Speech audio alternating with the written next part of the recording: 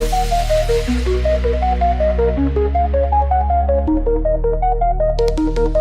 is Truth Radio, 103.9 FM. We empower the nation.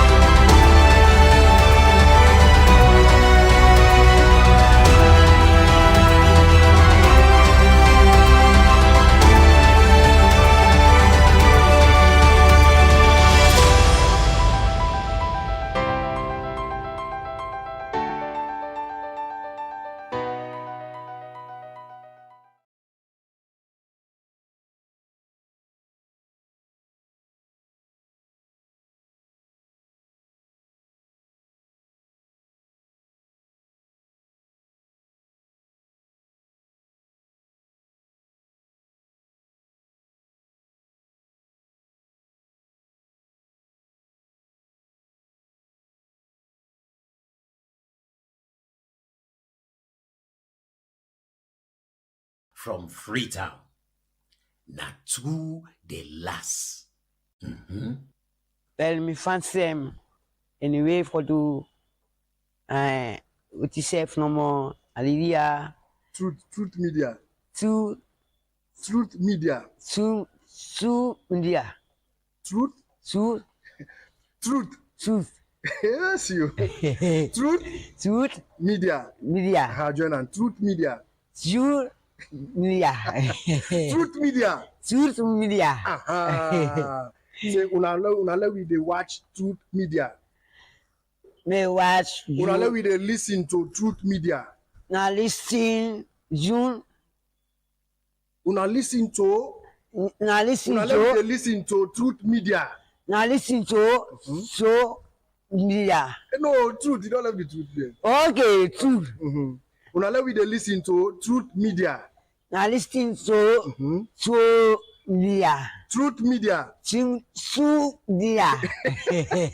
Very no bad. Now, sir, anybody, Salomon, yeah, they live for the people them for do any business for do some. Yeah, they live in the office, they no bad. Any business for do some. Are they backside for us for make any students them. Anyway, for make or the confusion or the education, anybody for learner, anybody for prepare, any song if for the anybody.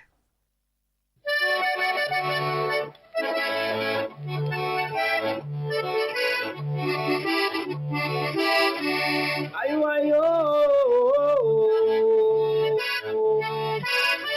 ya bole se wo matonya ye pe gbo ela we. Tonya ye pe gbo ela ngatu aya gbo ngbe ka wa to mi na ni FM we.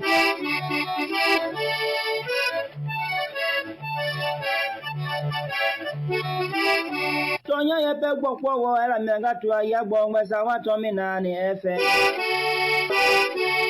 Mianga tu atonya ye pe gbo ela we. Anya boda tonya ye mi aloma. Tonya ye le mi amome.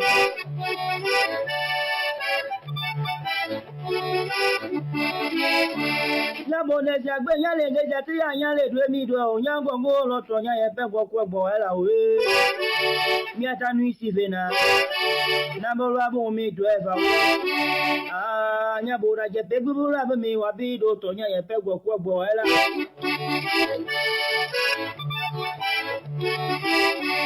Amiaga tu.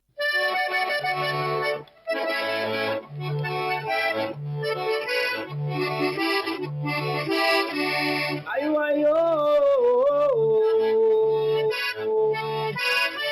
Ya bole se wo ma Tonya ye pe gwo gbo ela we.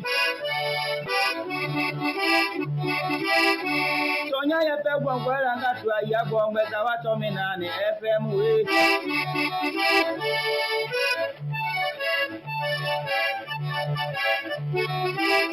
Tonya ye pe gwo ela ngatu ya gwo ngeza wa to mi na ni FM. Tamianga tu atonya ye pe gwo ela we. Anya buda tonya ye mi aloma. Tonya ye le mi amome.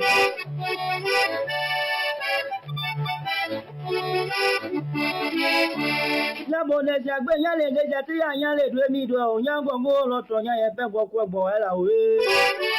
Mi atanu isi vena. Na bo la bo mi do eva. Anya buda je pe gbura be mi wa bi do tonya ye pe gwo ela.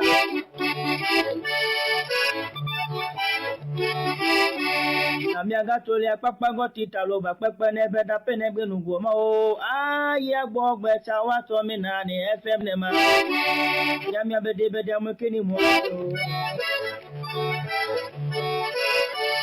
ya de skini mo ni da keza me e bi lo to me gbo kamiaga pinga e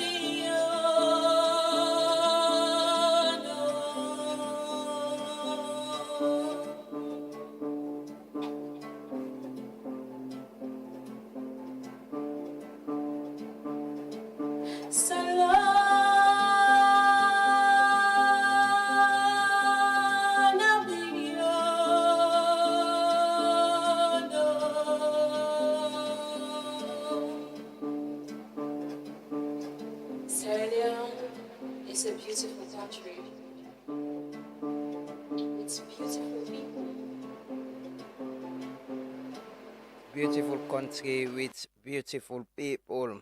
Good morning, and welcome to the Tuesday edition of the Tooth Morning Devotion. Very much sorry, people on Radio Land. We are off here,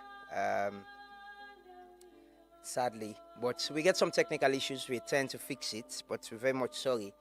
But good morning and welcome to all we viewers on Facebook, YouTube, and TikTok. People and where they follow we live on social media. But I'm sure now the regions as well, because we colleagues them can take the live feed and broadcast. People who listen to we now the regions. Good morning and welcome. How was your night? And I hope you had a good time. And you getting ready this morning for go hustle, or you already there now you hustle. Good morning and welcome. It is a pleasure and always a blessing for start the morning with Una. You know, we don't take that for granted at all.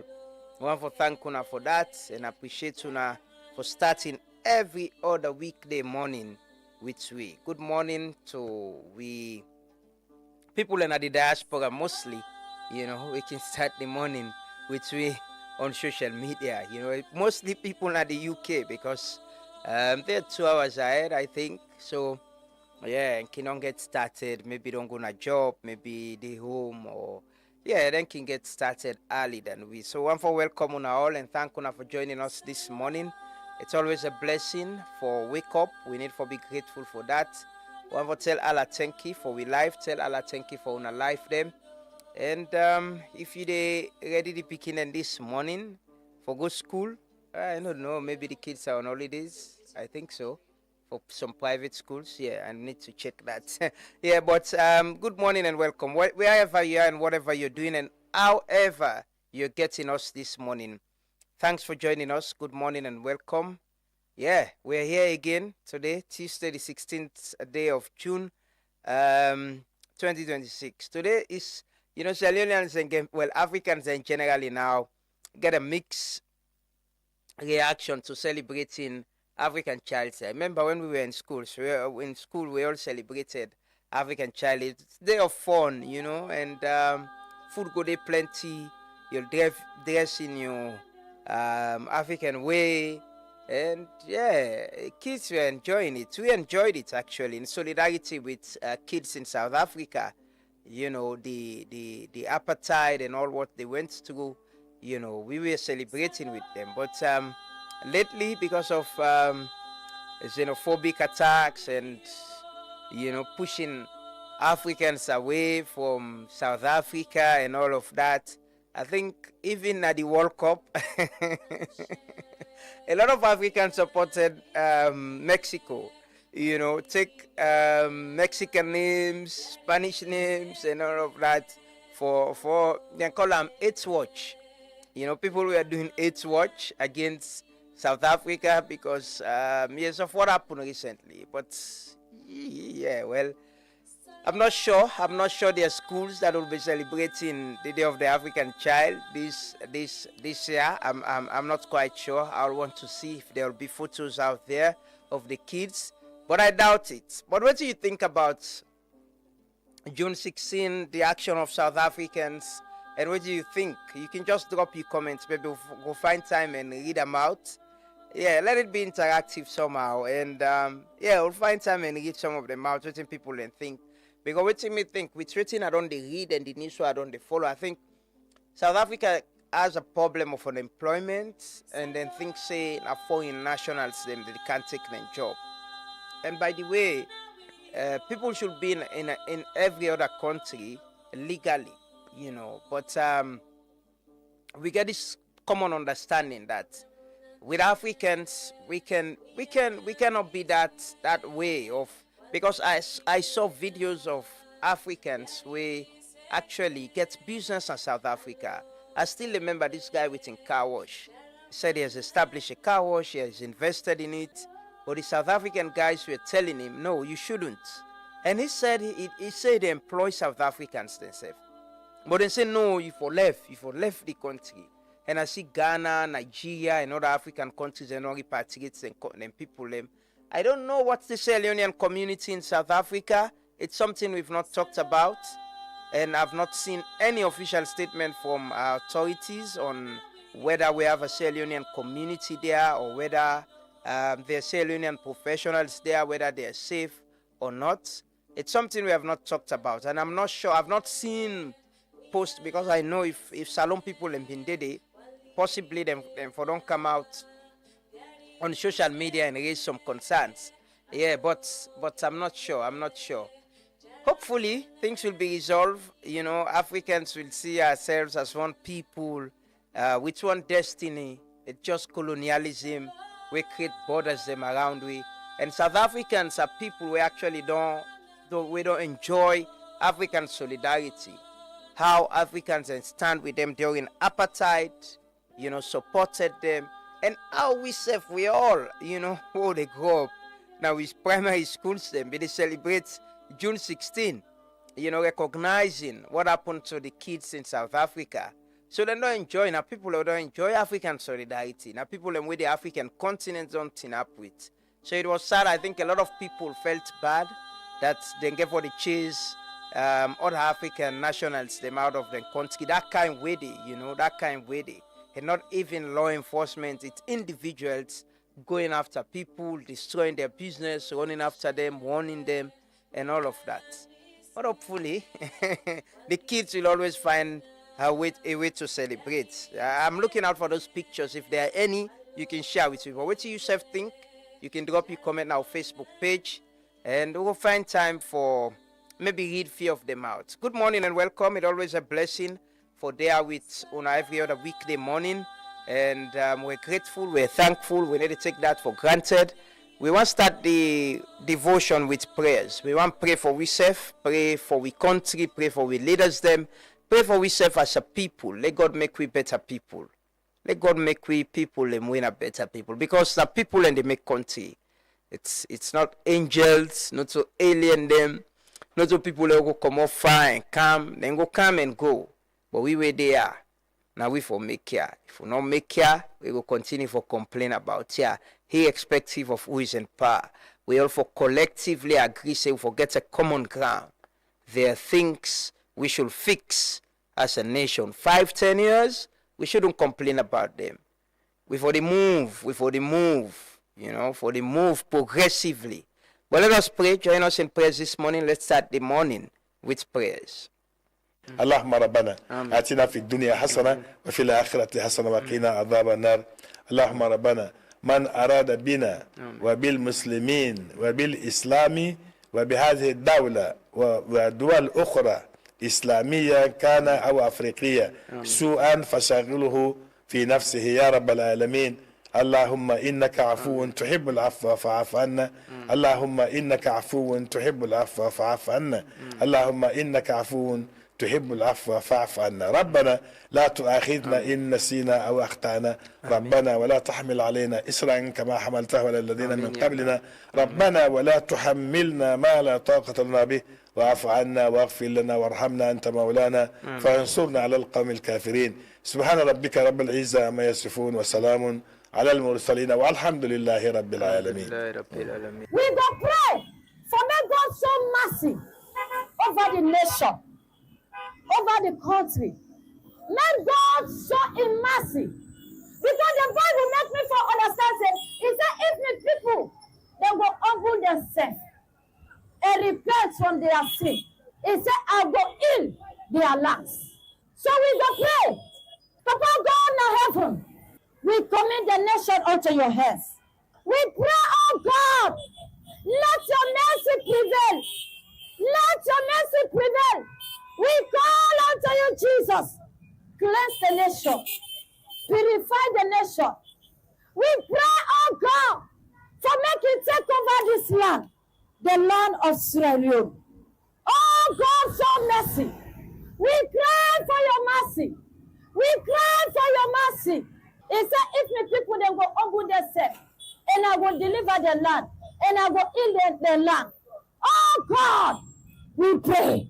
May you cleanse the land. May you deliver this nation. May you show your mercy. May you show your mercy. Father, without your mercy, we have nothing to do. Without the mercy of God, we have nothing to do. Without God, we are nothing. Without God present, we are empty. We no go do without God. God, we need you.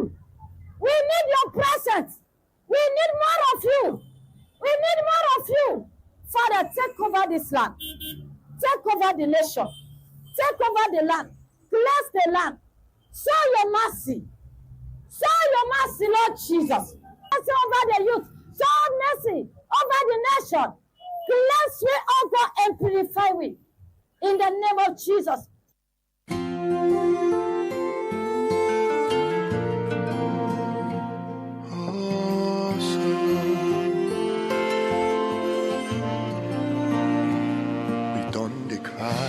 For so long, Papa, do ya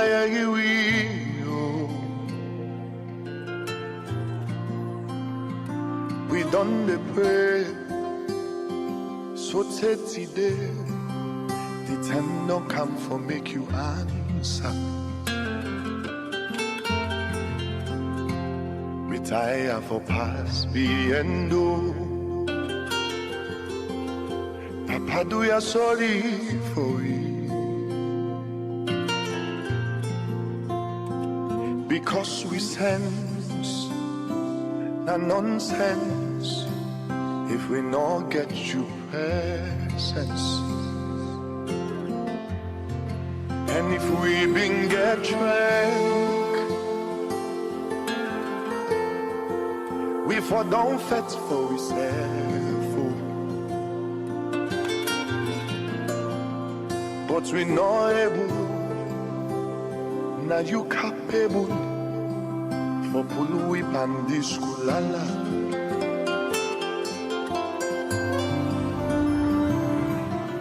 The part you begin and the press, do ya we need the pen for done, we done the kite. Do ya just make the rain for them? Can help we laugh, so we go rise.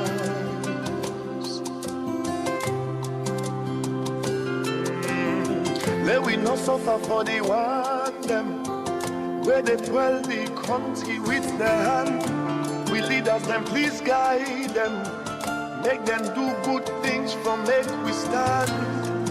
For the land where we love, we sweet alone.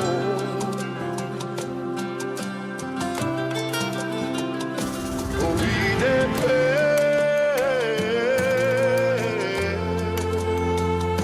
for Salome, oh Salome. We dey pray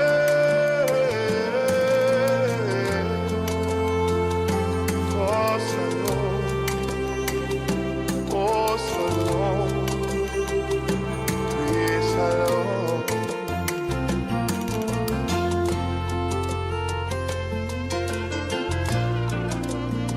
When we want talk, then they watch we by the eye. Papa do ya pull we pan shame. Now for put some months for we case. Lemon, let's come on now we hey. Do and for we picking them all.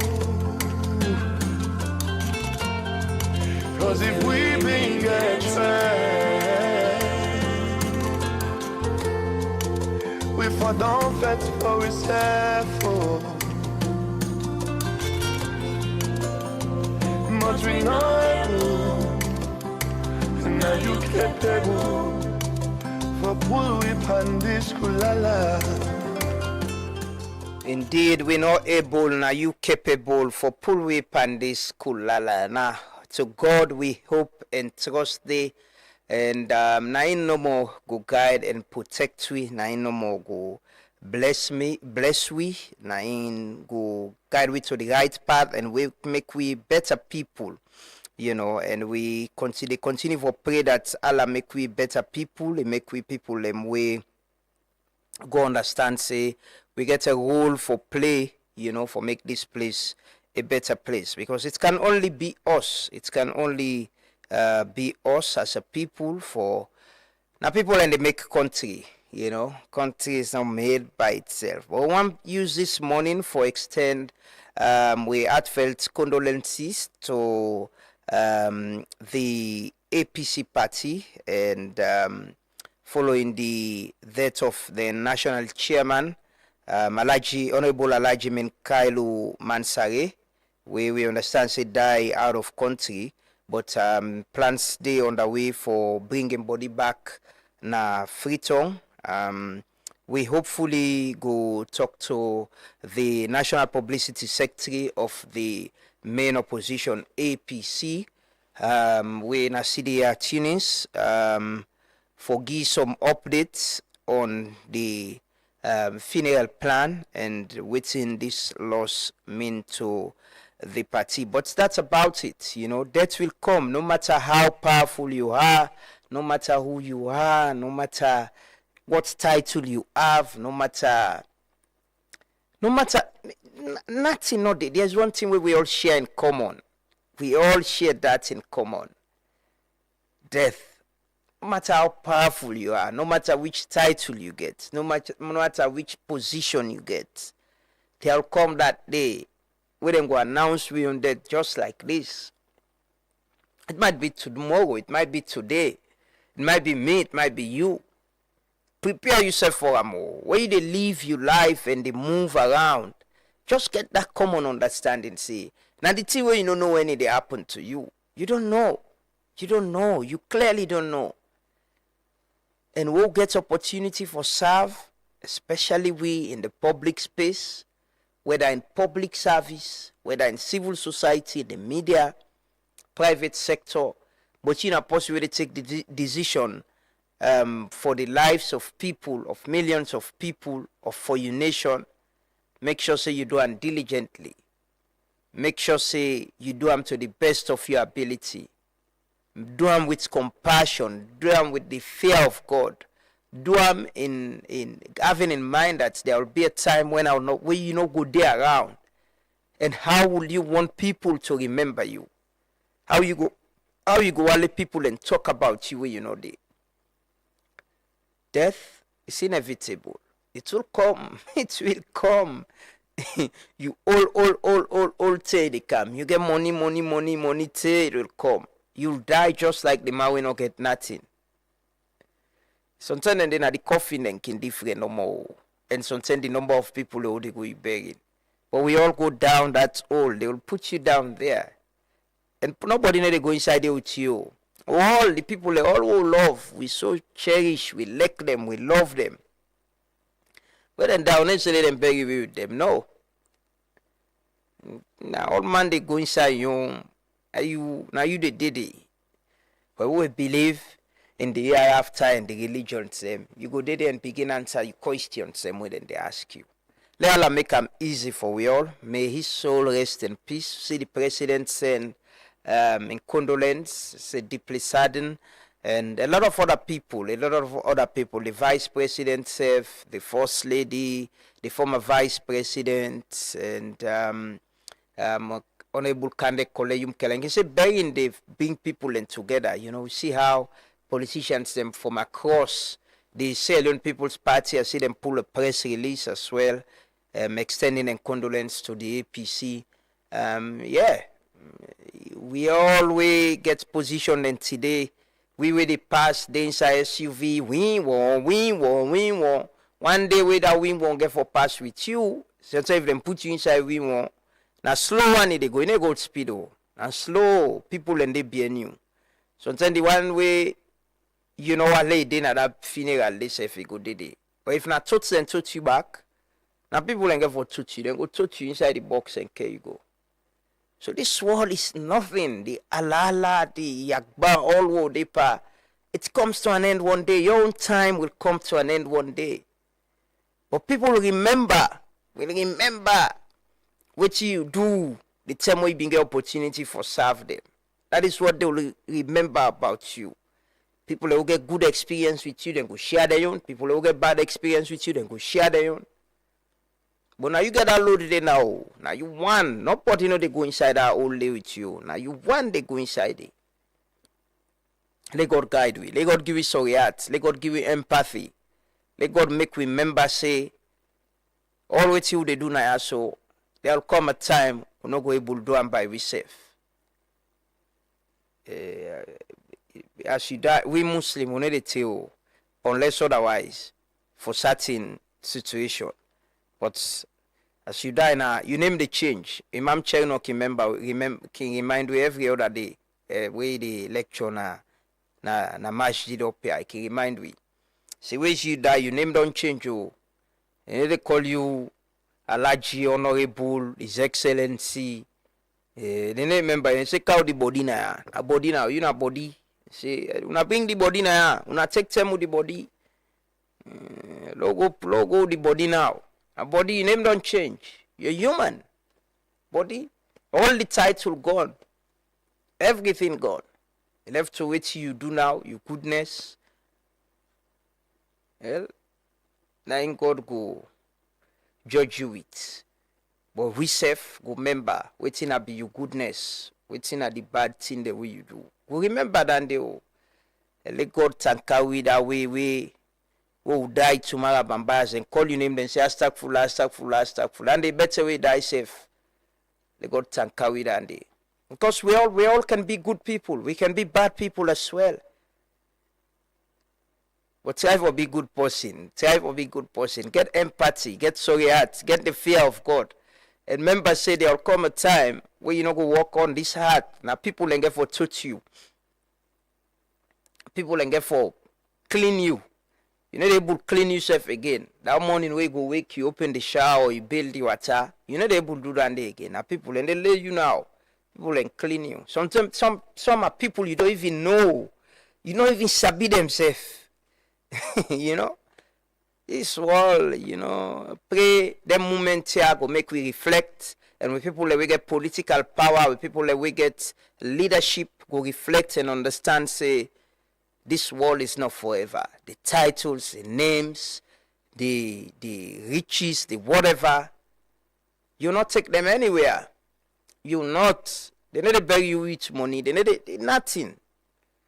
Nothing. That you find clothes, that you everything we be not prepared. They need to put some by you. Now white. Well, we Muslim. Go then give the shroud. Bam, you go inside it, bruh. And sometimes, it's empty. You know, they see people and they go themselves. Apart from the people that we did, people forget about you. 1, 2, 3 days, you go see family go mourn. People and they begin move on with their life. Maybe after 7 days, Uda get for go walk, they go back and walk. Everybody move on. You know, you there on your own now. Person say after 1 year, they remember you back who say lo pull Sarah for him, lo make memorial for him. That's about it.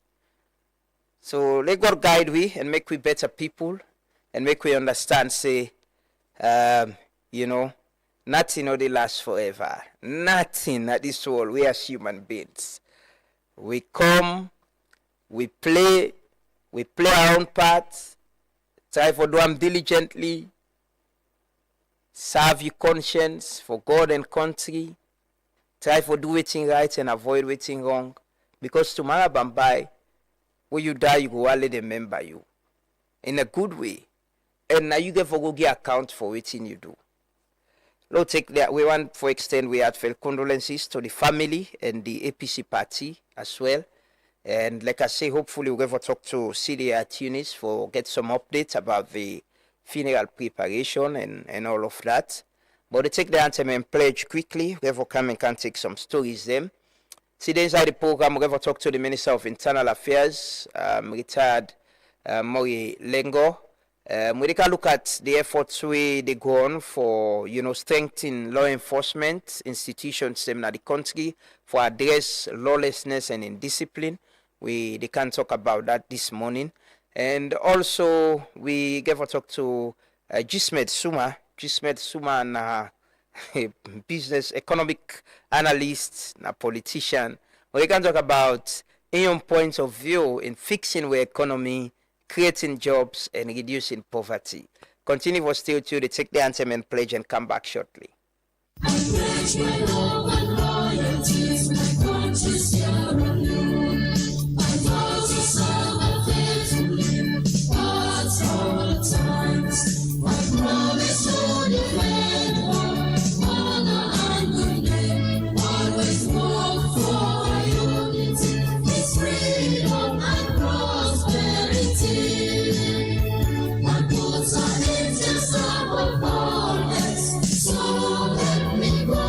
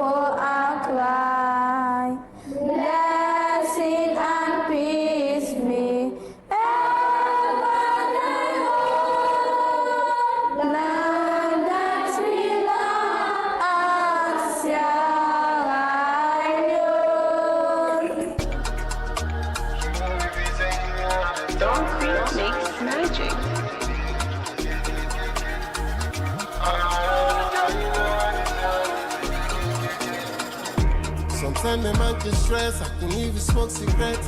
Then I don't do plenty things in way I don't regret. I know the side effect, but not ever lose myself. My respect is all I have. Nothing on the last, nothing on the last, nothing on the last, last forever. Nothing on the last, nothing on the last, nothing on the last forever. The power when you get today will not misuse her. Nothing on the last forever. If you get a helping hand, not for help a brother man, cause nothing on the last forever. I've gotta be honest, I'm trying to find the realest. Most of these niggas when they up there, they see us. Problem come, call it 100 times, they kill less. And when you need it, come to life, be the best. Then get regions, stare burn bridges. And when I'm broken, look at them, call them Jesus Christ. How many times you gonna need advice? Cause when you're down, that's the only time you realize why. Nothing on the last, nothing on the last, nothing on the last forever. Nothing on the last, nothing on the last, nothing on the last forever. The power when you get today will not misuse her. Nothing on the last forever. If you get a helping hand, not for help a brother man, cause nothing on the last. Some I know I dope, but we go raise me up, I put myself, don't let na load that totes. Don't suffer, man, they left we was so close with soda soap. You know not so, lend a helping hand and give you brother hope. Cause one day we go die and lose everything, some this one a joke. Waiting being I for kill myself for. I blood it up, it a watch, it a see me effort. Always in a measure, I don't feel the pressure. Go through the pressure, you can tell by me aggression. I clap for man that wait and told me each. Life not test, I sit and pass all. And I know he beat, I know he's easy, journey deep. I drop bars like a government doing a lonely beach. Nothing on the last at all, this one I saw it's a leg. All waiting we get so God able for take a one net. We not know equal, if you not believe, check we under. So where you catch you always not for celebrate you, yeah you Monday. Nothing on the last, nothing on the last, nothing on the last forever. Nothing on the FG baby. I'm forever grateful.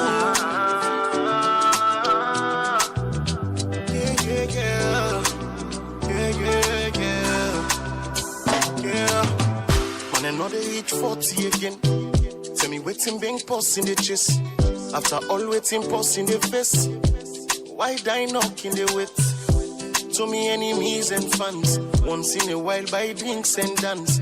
Cause we go die left beans and plants. Now go the honor, we no get the means and chance. Posting go posted it, then I'm on any die. Push up in the call heaven, but then no can reply. Yes, I know now God can decide. Sometimes go put in the honor, pulse in the mind. Oh Lord, give me time. Man, them must see me shine. You know to like I'm rushing in life. With the time each day you enjoy, wait till you been suffer for. Now the time the pulse sinking die. Yes, I know say this not the end time. God had the baby, I give him more time. Yes, I know say this not the end time. God had the baby, I give him more time. So we party then we die Ali. I know say life like how we. I pray I get kids and a wife at least. I swear not the only life I need. Waiting really we defend. Pass and get that money where we no go really spend. Some man they start no below, say no they for see the end. So far up na college, just forget the degree and die. Yeah. Posting go post it, then I'm on any die. Wish I been they call heaven, but they no can reply. Yes, I know now God can decide. Sometimes go put in the honor, pulse in the mind. Oh Lord, give me time. Man, them must see me shine. You know to like I'm rushing in life. With the time each day you enjoy, wait till you been suffer for. Now the time the pulse sinking die. Yes, I know say this not the end time. God had the baby, I give him more time. Yes, I know say FG baby. Real bad. I'm forever grateful.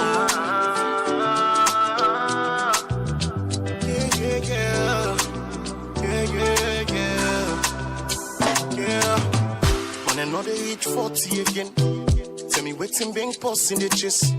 After all waiting, pause in the face. Why die knocking the wait? To me enemies and fans, once in a while buy drinks and dance. Cause we go die left beans and plants. Now go the honor, we no get the means and chance. Posting go post today, then I'm on any die. Push up in the call heaven, but they no can reply. Yes, I know now God can decide. Sometimes go put in the honor, pulse in the mind. Oh Lord, give me time. Man, them must see me shine. You know to like I'm rushing in life. With the time each day you enjoy, what you been suffer for. Now the time the pulse sinking die. Yes, I know say this not the end time. Yeah, this not the end time. Well, it will come. It will come one day. It will come. It will happen. You don't know when. You don't know whose side. You don't know how it happen. We just need for ready and prepare we safe for that. And, you know, accept some way happen. You know, it's the end time, and it's something we all share in common. You know, we go grief, we all don't get pains about losing people we love so much. But that's other people and get for grief for we. That's other people and get for cry. The same way we safe no good day. It will happen one day. It will. Not to see when man they escape. Man they buy tickets, come on salon, say la go other side. You know, for escape death. No. You for balance death. Say okay, well, you don't come meet me in this country la go other side. No. You won't be able. You won't be able to. It will come. It go meet you some other place. It go meet you now you home. Go meet you out. Let just make them easy for. We can always pray for good ending. You know, they gonna make the same way they happen peacefully. You know, and you know, struggle in life and all that. They God sorry for people and we don't die.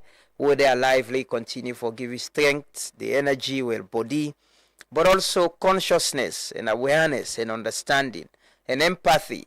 We know, especially we get leadership roles and for play in with society, in with community. And leadership role, I need to talk about politics and politicians no more.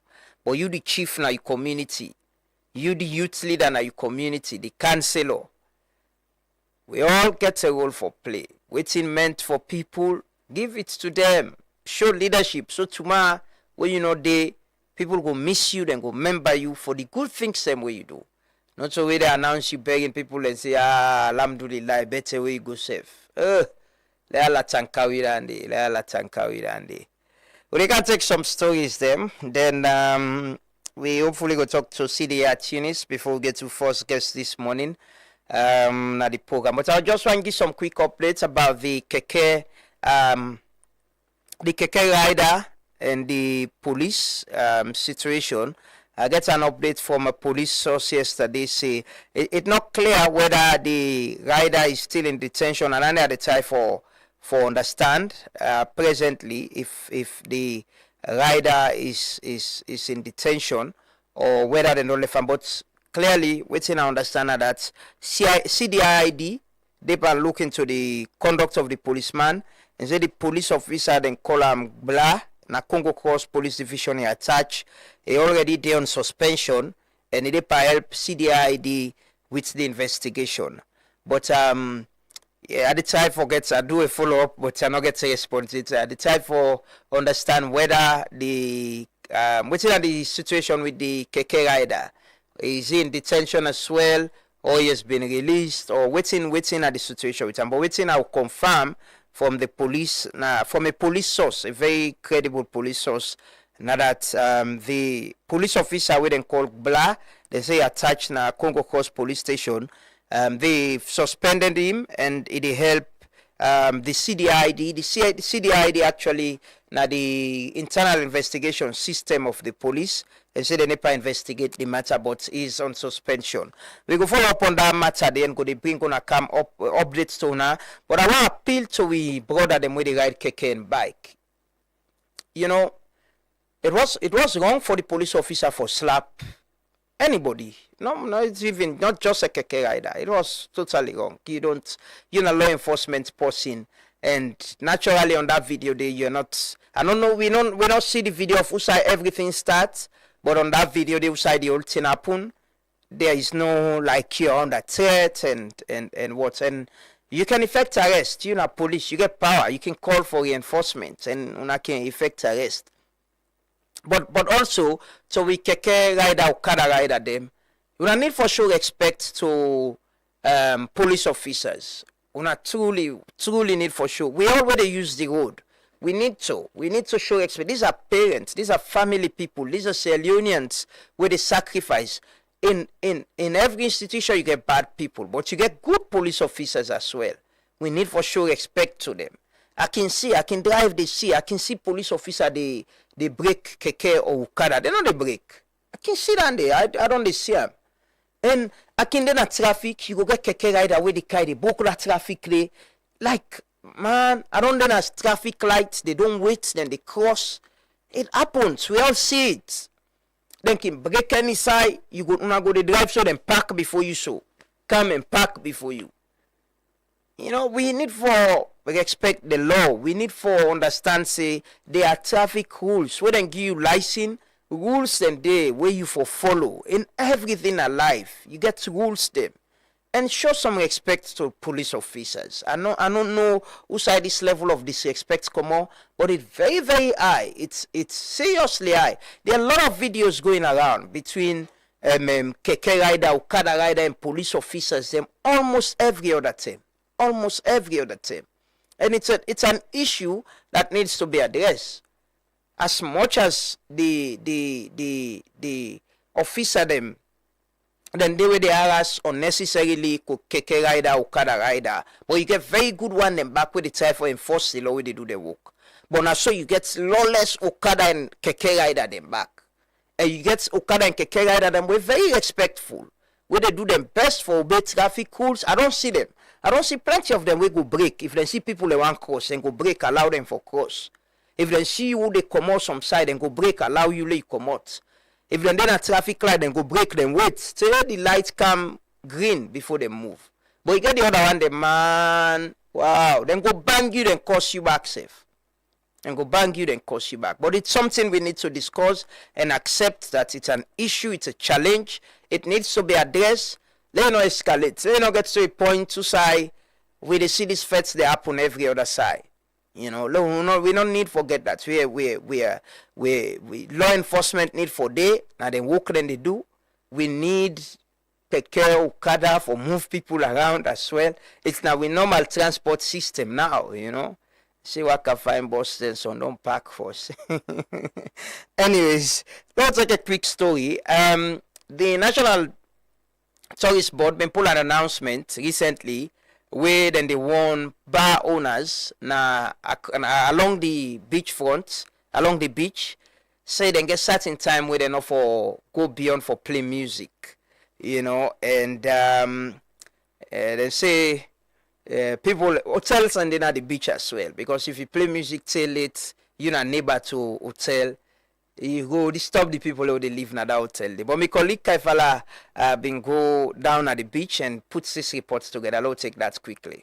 Inside one joint press release with the National Tourist Board and the Ministry of Tourism and Cultural Affairs being put out on the 4th of June this year, then warn restaurant, bar and club owners around the Lonely Beach for control the way then they play loud music. The press release been direct say going to 12 na morning, then for minimize the music and going to 2 na morning, then for completely stop for play am. This according to them, na for ensure say residents around the beach forget quiet environment. The press release been even reference the amended Public Order Act of 2020 wey regulate loud music and say after 10 p.m. people for stop for play loud music wey go affect other person. Going against that provision na public nuisance wey go attract fine or jail term. Truth Media been talk to the talkman for the National Tourist Board wey na Kai Bokari Sakwi. Sakwi say the restaurant, bar and club them, no to them no more dey na the beach as dem get other residents them at the hotel, guest house and self resort them where people and tourists can go for relax. The National Tourist Board, where they in charge of the Lonely Beach, Aberdeen Beach and other beaches around the country, one for let people know say not to people who just dey run bar and nightclubs get the beach. For example, the Lonely Aberdeen Beach axis get hotels them, get guest houses them, some side resorts and all of that. And this place here they generate what they call occupancies. Some money can for Calidom and rest. Some tourist arrival on Lonely Beach, they come. And therefore, them place here when a nightclubs or restaurants where they play bing bang boom music, therefore understand say the 1965 Public Order Act Section 13 they against public nuisance and public disorderliness.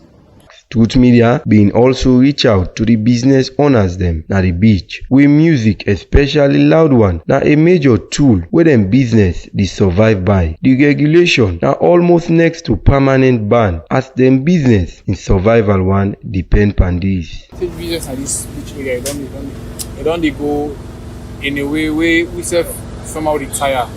But if something the way they give you now more zeal for coming, when are the songs the way they make they come inside for buy and do 1, 2, 3 things then.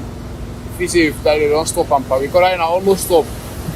We put all songs at around 12 we ought by 2. So when at 3 o'clock some come in normally now. What's they come out? They 1 to 2. So if I come over they 1 to 2 and they play some wait at the can they go on me also get them sound tools and they go play. So I don't feel say a more because the one that already in the beach area, if you don't want to know it's they can carry in the beach area. Hotels the way they will not do more free lock. Not all sound they go inside. I'm not snap access at this area, this beach area so they make it inside hotel mostly. You know noise, you know how they sounds near the kind of beach area. Tourist board give guidelines where every business owner for go by. How much this effective? The talk man we get this for see. For himself, now law put it there. So you get to follow the protocols, the guidelines with the ministry, the National Tourist Board, they establish. And failing to do that, it will come from other actions. Either we close you, or we take the property from you, and other actions, or we fine you because you breached the protocol. The executive director for Lonely Beach Association, Mohamed Ali Jane, we then call Badara and Seth, the CEO of HQ Clubhouse, talk say beaucoup issues then dey na the beach for address we pass sound in control one. This new law na one way restaurant, bar and nightclub owners not glad for as then they call on both the Ministry of Tourism and Cultural Affairs and the National Tourist Board for reconsider the decision. And Papa government for pay attention to security on this Lonely Beach. We need that need. We're not going to security now, then we're not going to function well because the thief every day, the beach flop with junkie there, thief man there, prostitutes, kids, vulnerable kids, and they're all over the place. As they'll see past 50, 60 vulnerable kids. So the action show welfare can clear them pick come on at this beach. You're an adult place, you're also picking place. We got for salon, we got for respect to picking there. We got for take care of picking there. Now feature down there.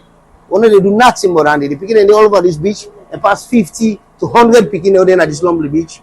They go up and down, they sleep at the beach bar there, they get thief people there. But as things they go, then serious for enforce the law. For Truth Media, Kelfala Kagbo, the report. Many thanks to Kelfala Kagbo for that report today. Very interesting situation, you know. The tourist board they try to enforce, you know, some laws about sound and all, and the bar owners and they say yeah. But this at the time where people and they come for kind enjoying our place, and if you say you're not for play music, it will affect your business. But where do we? It's a very difficult situation. But yeah, some people just enjoy loud music. But you know, the other guy make a very valid point. The issue of security at the beach and picking them weekend dinner with beach. I remember some time ago, the chief minister mentioned that I think there is a part of one of our laws where they say somebody under 18 not for actually go on any side with and they sell alcohol. But you they see that they happen a lot at the beach. And on weekends when we can go exercise, the number of people away there underway they big. woman them with them picking them mostly. Now the picking and can send pa una safe. Now the picking and can come. The other day I had to tell the other one, say, no, not teach them picking their house for big. At this small picking them, don't they go they below 5 years or so. Young picking them, man. Now then they send, now then they go meet you, begin beg you. And I was telling her, say, no, them picking not beg you for born them all. And no, teach them how for beg. If you want, you beg and feed them. But don't teach them, don't push them to people, and you don't begin teach them at that you as young as they are. I'm sure a lot of people they see that. As young as they are, you don't begin push them to beg. You don't make them don't begin understand, say, now beg, the need for beg for survive. They grow up with that. And now so then go live their life. You know, and then they plenty, you know. I can say, you know, that beach there, I don't talk to me. I golf club, you know, I don't give up on there. And I get big party them where they sit on a golf club, them fence, their own fence. They can't even clean there. They can't go past, drive past there. Prove me wrong. Watch the fence. Trevor wanted to clean that place and make a place so people and go sit down. They say no can they. Then go for the send ball. Where they send ball, they go knock person. Look the place there. For fen post we go kai brush and ourselves, clean the plant flower then day. That stretch of beach there we can't take care of. We can't clean. We can't make them enviable. We can't make it in a way where anybody we can at that beach they pass they go see them. Like I say, some of we alhamdulillah, we don't get some opportunity for travel, right? And I don't know, but in other places, people actually they then go get their own challenges. But then they make efforts for enforce law and order and put places them when are touristic places them to out them for day. I've been to Zanzibar. I've been to Agadez. Agadez is touristic place in Morocco. I've been there. I've seen their beach. I've seen how much effort and they clean that. Anyways, sometimes it's we saw they go to the beach back, bruh. Man and the peace and I don't meet man and the tin up any side the peace. But toilet not the back. Or public toilets today, they ride down by Usai Shenu Bindi. But how much effort do they make for get public toilets in at that place? They say some of the people who get beach front here and themselves, they don't get toilets. Usai then they dispose them toilets. If somebody go to them place, Usai they wet. You know, the beach will have so much they praise, say we get lonely beach. This beach don't stand the test of time. We can't clean it. We can't take care of it. We go there, play ball. We litter everywhere. We throw away dirty all side. And I repeat again. We not dirty people. How this city they so right now is a reflection of us, the people. Now a reflection of we. Now how we day. Now so the city day. How we dirty. Now so the city dirty. Now like yours. When person go meet yours dirty. Wallahi. If they come out with that impression, say you not dirty person. If people in the car they meet here dirty, just agree and accept. Say we already are winner dirty people. We're not able to clean here. Go you building. Go watch you building. We say we minister and the agencies and they go watch the. Yesterday I showed a picture. State Avenue. For go by State House. State House in fence. Simon, you can just show the part of that video. The Usai fellow been they talk to that guy. The fence part. Usai the guy go to the dirty. So this guy go to the dirty at that place there because they dirty. Because grass then did it. Grass don't go high there. I tell you now before President Lodja. Grass and they grow. Now so the grass they go. So there is no one. This now State House fence. So a State House fence. Not to any other side. A State House fence. Na inande so. Una way they watch we.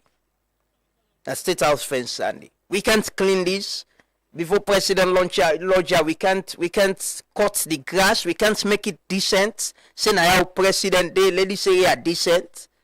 Now reflection of we. It means we are people that we not care. We don't normalize everything. How much will it cost us for do that for the woman and they clean the streets every day so then credit. The woman and they sweep the streets. But not enough sure now they work for go cut grass. That's not their job. Somebody who forget machine where they clean cut that grass they do landscaping, nice one. It look decent, bruh. Look somehow decent. How much will it cost us to do that? And they behind the panel more vroom, vroom, vroom, vroom, vroom, vroom, for move around. Before in place self unable help for clean up. City council self they look here, look. How clean salon no go the two or tea all side. Well no they clean.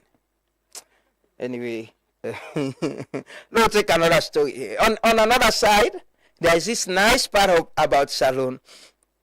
I can show a video from Alusan Fambule, my man, credit to Alusan Fambule. It's like a very nice shot of from Leicester Peak of Freetown. I just want to watch that video there. Let's just watch that video there quickly. And if you're able to identify you host that video there, you will find. Just watch the video quickly. Accompagné par vrai. Où est ton papa? Dis-moi où est ton papa? Sans même devoir lui parler, c'est ce qui ne va pas.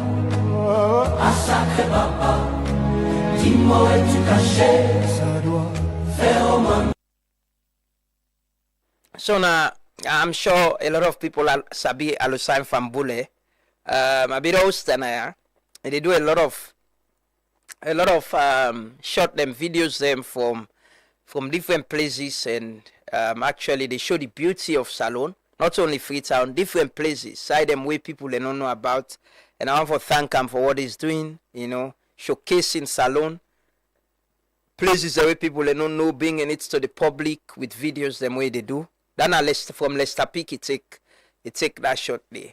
But we can clean this city. I go McKinney, I tell you about McKinney back. McKinney back now, so they dirty, so they brah. Anyway, we can try for talk to CDR Tunis, the National Publicity Secretary of the main opposition APC, on preparation for the funeral of the national chairman. Honorable Alhaji Minkailu Mansaray, we passed away yesterday. We understand say he died in Senegal. Usai he been to get some medical treatment, and then they prepare for bringing the body back home. We don't see a lot of condolence messages from the president, the vice president, the SLPP, other ministers them as well. We know Dr. Sylvia Blyden as well. We work with him as we been the cabinet, and ordinary Leonians as well. So we want to talk to the party for understand within this loss mean to them and within the preparation for the funeral. But we'll take a quick commercial break. We expect to get the Minister of Internal Affairs this morning, Mori Lengo, for a conversation on strengthening law enforcement agencies, you know, for address lawlessness and indiscipline across the country. We'll take a quick commercial break. We'll come back shortly. Are you tired of waiting in long lines at the bank? Say hello to Omnilite, your ultimate banking solution from EcoBank. With Omnilite, managing your finances has never been easier. Here's why. Omnilite allows you to enjoy easy access to your account information across multiple countries. Monitor your accounts in real time from the comfort of your home or office. Rest assured, with Omnilite, all your online transactions are guaranteed secure. Do you need to transfer funds? No problem. Whether it's domestic or international, Omnilite has got you covered. Make multiple payments effortlessly with our convenient multiple transfer service. And paying bills is a breeze with Quick Bill Pay. Plus, schedule future payments hassle-free with standing order. Want a checkbook? Just request it on Omnilite and it'll be delivered to your doorstep within 10 working days. Experience the convenience and efficiency of Omnilite today. Visit us online or at your nearest EcoBank branch to learn more. A better way, a better Africa.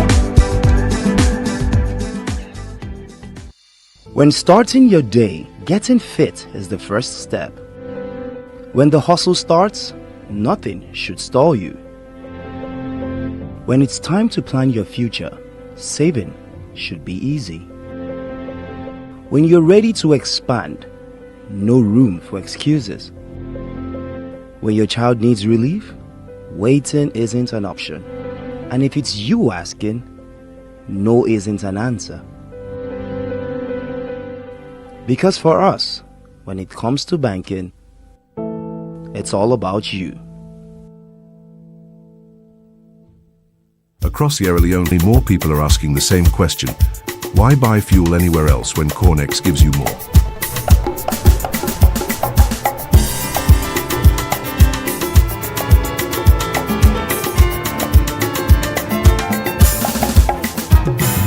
professionally trained attendants who know service matters.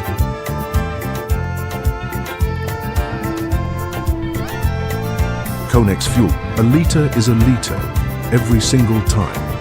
And when it's time to pay, easy. Pay with mobile money, Visa or MasterCard, or the Conex Fuel card. Clean restrooms, welcoming spaces. Every station, every time. Clean fuel, clean spaces, clear value. That's why Sierra Leone fuels with Conex. Conex retail outlets. Always clean, always professional, always for you. Fuel smart. Get your Conex Fuel card today. Proudly Sierra Leonean, proudly progressive. Have you heard of J-Man Group of Companies? Building businesses, creating opportunities, and driving national growth. J-Man, building the nation. Excellence and service in every step. Fueling the economy and powering the future with J-Man Petroleum. Protecting lives, businesses, and investments with J-Man Insurance. High quality tires and motor spare parts from J-Man Motors. Guaranteed safety and protection with J-Man Security. J-Man, together we rise, empowering people, changing lives. As an indigenous company, creating jobs, supporting communities, and contributing to economic development. Innovation, integrity, excellence, service. J-Man Group of Companies, proudly Sierra Leonean. Proudly building the future. J-Man Group of Companies, your trusted partner for progress. For more information, contact us at 2 Adelaide Street, Freetown, or call 090-580-001.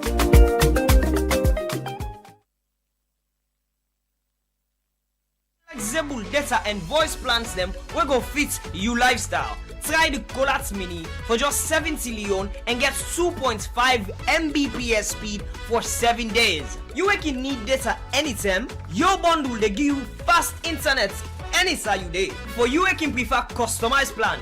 Your own bundle they make you select the exact data and voice package where you need. Find the best data and voice option now on Max it. Download the app and stay connected. Back, this is the Tooth Morning Devotion on Tooth FM 103.9 with the broadcast live from the studios. Na Ilkot na Fita 14 LBS. Welcome all we viewers them. Na the regions, people already listen to it, so we partner radio stations them. Let we go on the phone now. We get Sidi Tunis, the National Publicity Secretary of the main opposition APC. Good morning, Sidi. Good morning, Lama. Yeah, first off, on behalf of we all Naya, Natut Media Management and staff, we want to extend we heartfelt condolences to the family and the APC party for the loss of the national chairman, Honorable Alhaji Minkailu Mansaray. May Allah be pleased with him and may his soul rest in peace. But Sidi, what's in this loss mean to Una as a party, you know, at this time especially? Well, it is a very painful and difficult loss for we. I mean, considering the fact, say, not only that Uncle Minks being the chairman of the party, be a strong leader, the party, one, we get a lot of experience and we don't spend all in life serving the APC and the country. And we, a person, we been to give clear direction as to where you want to see the party going forward, and especially for we, the young people, and because we provide we a lot of mentorship, guidance, and they show we a lot of love, and they guide we inside the party and direct we, and they make we learn a lot about the party and service to the party and the country. So it is a very, very difficult time for we, when you consider also the difficulties we will continue to face as a party, and then we can't lose a leader like Dawande at this time. It really, really difficult, and it is really painful for us as a party. We see, you know, the president don't send out, you know, in condolence messages. I think is one of the first person from government for do that. The vice president don't follow, and other ministers them as well as the Salian People's Party. Does this come as a surprise to Una as an opposition, especially with how we can see politics can be tense in the country? Well, no. I mean, when you consider the kind of person where Uncle Ming's been be, me particularly not gonna be surprised because he's that kind of a unifying figure. Now, somebody will been get the charisma and the character for reach out, even to somebody we always agree with.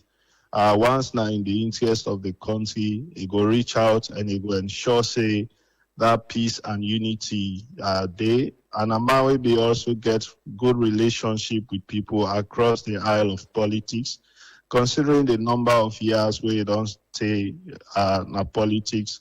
Now that kind of person will always go reach out for ensure say unity day, for ensure say peace day. So I not go surprised for see them kind, messages from the opposition because I sure say they been get very good relationship with people across the political aisle.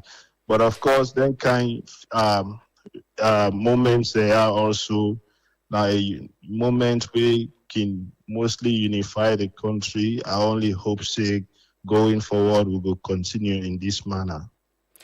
So we understand say Honorable Alhaji Minkailu Mansaray died out of the country, Senegal. I see we run that story yesterday of the leader of the opposition at parliament say already they on the way in plans and they on the way for being the body. Waiting are the ongoing plans presently? Well, like you rightly state, the opposition leader they and they work very close with the ambassador, the Salon ambassador to Senegal through the government of Sierra Leone. Will they try to get and also with the family, will they try to get the body repatriated to Sierra Leone within the next day or two, so that we will plan a befitting funeral. But in all of this, the family fully involved. The government of Sierra Leone have they played their own part for make sure say they get fully involved for bring the body and make sure say we get a befitting funeral. You already see from President Bio in message. They refer to him as a statesman. So we work closely with government for see, the kind of funeral we go befitting status. So I see continuously on the commend government for the role we them play. What's in the role we them don't play so far since this sad news happened? Well, I mean, we don't engage with governments at the highest level. And also in Senegal, ambassador has been fully involved, I must say, since we lost the chairman. Even when he been sick, government don't they assist, as far as movements and all, the difficulties having somebody move from one place to another. But since we lost the ambassador, now Senegal don't fully involve. We don't work with the leader and our opposition because not in day. And we also don't get a lot of engagement with government at the highest level for see how we go make this whole process seamless for bring the body, for plan the funeral with the family and all of that. So I must say, government has been very helpful and cooperative with we. They don't show that support there. Since this difficult thing happened to we as a party. Finally and quickly, I see the conversation going around. We all know how close the former chairman and president of una party been there with the later Alhaji Minkailu Mansaray. Their calls and requests that he's allowed to come and attend the funeral when a date will be announced. Is that a conversation where una they get in any way with the government? Well, maybe, but that will be something where we go welcome if government grants that opportunity there. Because I mean, like you say, considering the closeness of them two and how long they don't do together.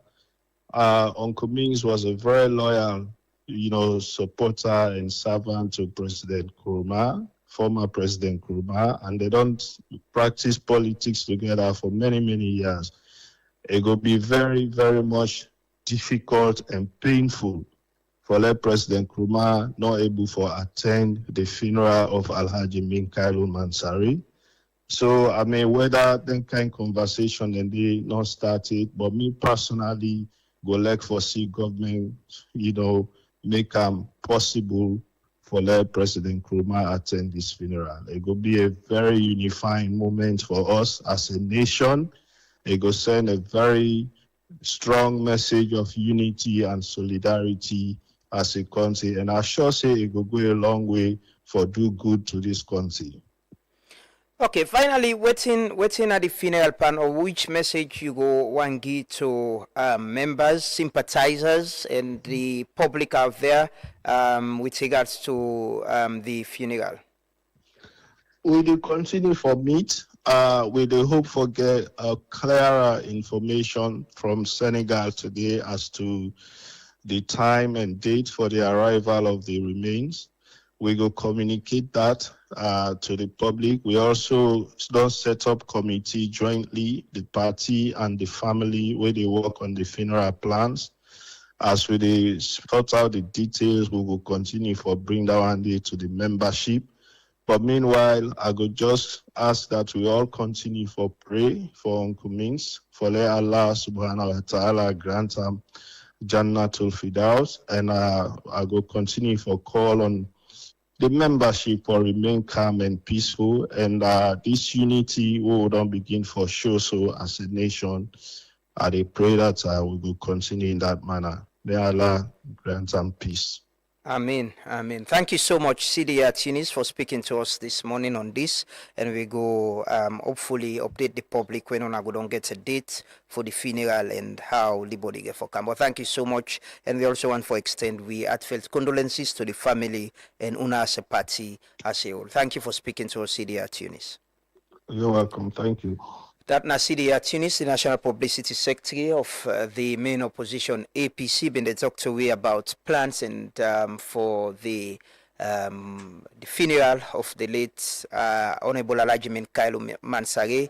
We now been the national chairman of the party. We'll take a quick break, then we can talk to our first guest this morning. We're in our studio with we already. Continue for stay with we.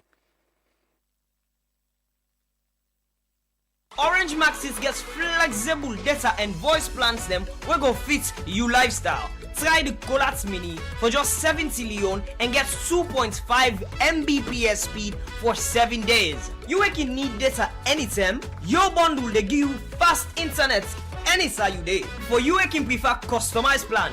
Your own bundle they make you select the exact data and voice package where you need. Find the best data and voice option now on Maxit. Download the app and stay connected. Orange. Take a chance, take a chance. You don't hear the good news? With Darlene Mercury, you don't come with the biggest news this year. With the Mercury Win a House raffle, you will get your own chance for win host this year, especially if you get Luckian. Make we celebrate the Mercury Win a House raffle, where they begin April 1 and end July 21 this year. For qualify for this raffle, you for play up to 50 leons where you buy it per online sports game and up to 250 leons per the Vegas game them. The more you play, the more you will get chance for win. But you not go qualify for the Mercury Win a House raffle if na bonus money or free spin you use for play. You go only win with money where you pull na your pocket for play, and if you make sure say you buy it inside this period where the game then they go on. Now for try hard and increase your chance for win this host now the Mercury Win a House raffle where they run between April 1 and July 21 this year. Play more Mercury online sports and Vegas game them and win more raffle tickets them. The more you play, the more you get chance for win more raffle tickets and get more chance for win host where Mercury don't put down. This na big one. Mercury Win a House raffle don't come for we. Sometimes now you don't come so.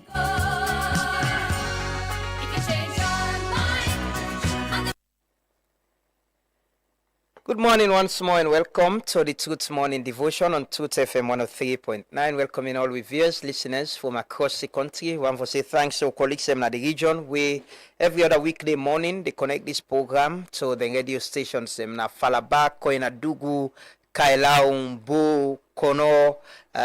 We want to thank Kuna. We want to thank Kuna so much that they give people in the provinces the opportunity for able for listen to issues they more they discuss now with state officials, public officials, people in a government, people in the opposition, and ordinary cell unions. So this morning I get the pleasure for welcoming at the studios for the second time the Minister of Internal Affairs. We can talk about ongoing effort for address lawlessness and indiscipline. And one thing we me don't see from where AIG retired Maureen Lengo come as the Minister of Internal Affairs and for pay attention to issue of we continuously I can watch in the meeting we can get with the agencies them where they under the ministry, and some of the things them always is about how for strengthen them for able to address issues of indiscipline and lawlessness. Good morning, Mr. Minister, and welcome. Yeah, good morning, Lamrana. Yeah. And good morning, everyone, listeners and viewers. Thanks for joining us this morning. Thank you very Thanks for much. starting your Tuesday with us. The last time I get in here, we talk about the strategic plan. Definitely. You say you're trying to develop a strategic plan. There was a consultant that was to come. We've been paying beaucoup money. And you said no. Say, this me self the sidom and do and save the country some amount. I know the strategic plan has been completed and have been done launch but within the strategic plan actually they do for direct the ministry with the agencies them where you they supervise for address some of the issues them where you don't they talk about in discipline, lawlessness and other situations. Yeah, thank you very much, Lamrana. As you can see, I think this is not a strategic plan. I think very beautiful one. We launched on the 3rd of March this year, and it was well received. Diplomats and Sierra Leoneans, ministers, they were all there. And like you said, I saved the country about $60,000 consultancy fee. Where others been asked, but we did it. And thank God we were able to accomplish it. So I give a copy. Okay. That we invite you. Yeah. Maybe you are not there. No, yes, we did. We covered it actually. Well, thank you. Thank you so much. That's a copy. Thanks. Yes. But Thank you. before going forward, Lamra, you also been promised me. Remember when I talked about the fire service? Yeah. When I'm one of the agencies under me, you said you were going to give them some phones. Yes. So I've been looking forward to receiving those phones. I need more. So I have to honor that promise. Yes, we will. Promise is a promise. Yes, we'll definitely do. Yeah, because then we said not get phone. Yes, for emergency calls. Yes, they actually been get about few. Yeah. We'll honor that. Thanks for holding us accountable. Yes, a reminder. Yes. Yeah, thank you. Coming to the strategic plan, modern day governance, administration, you don't do things in the blind. You need to have a vision, and our vision for this country is to make Sierra Leone the safest place to be. And we are working towards that together with all the agencies. I have 9 agencies. So we pull all of them together. They also have their own individual strategic plans. But you see, I play the oversight and political responsibility, over those ministry. So we align whatever they are doing to the ministry. So they properly coordinate and make sure that they deliver on their mandates. Okay. As a minister, of course, we get to our own activities. Coming specifically to the issue of lawlessness and indiscipline, this country, it may not become like a norm, lawlessness. Basically, lawlessness is when you don't enforce and apply the law. So people do whatever they want to do. We they see how freetown been there all over the place, the right of way occupied, the CBD, the noise at night, people don't know they sleep, all of those things. So we set up a task force headed by the DIG, but it's a collective effort because we get SLRA, we get City Council, we get SLRSA, we get all of those agencies working together.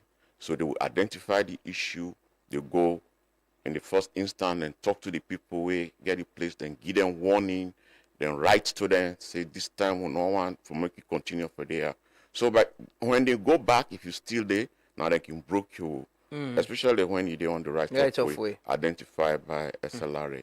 I mean, you will agree with me if you come this place where they call Bottom Mango, how it's really beautiful now. Yeah. You know, IMAT. Yeah, IMAT Junction. Yeah. See how Kiama Road. Kiama Road. Yeah. I see Lumley safe there. Yeah, Lumley now we are. The beach we are going gradually, small. The reason why, in fact, them people then still there around that Lumley area, now because that market no open they yet. do not open yet. When it open, we shift them all inside so that we get free flow of traffic and movement of people, so that people are not endangered when they moving. Then with respect to other agencies, the police, you remember I told you we're transforming the police into a service which is responsive to the needs of the people, the needs and aspirations of the people. So in one such drive, you know, we have a lot of Dotina Freetown. Yeah, waste management is a crisis. It's a crisis, yeah. So we came in, you know, I held a number of meetings with the mayor and the team, and we said we have to have a sustainable strategy so that we address the issue.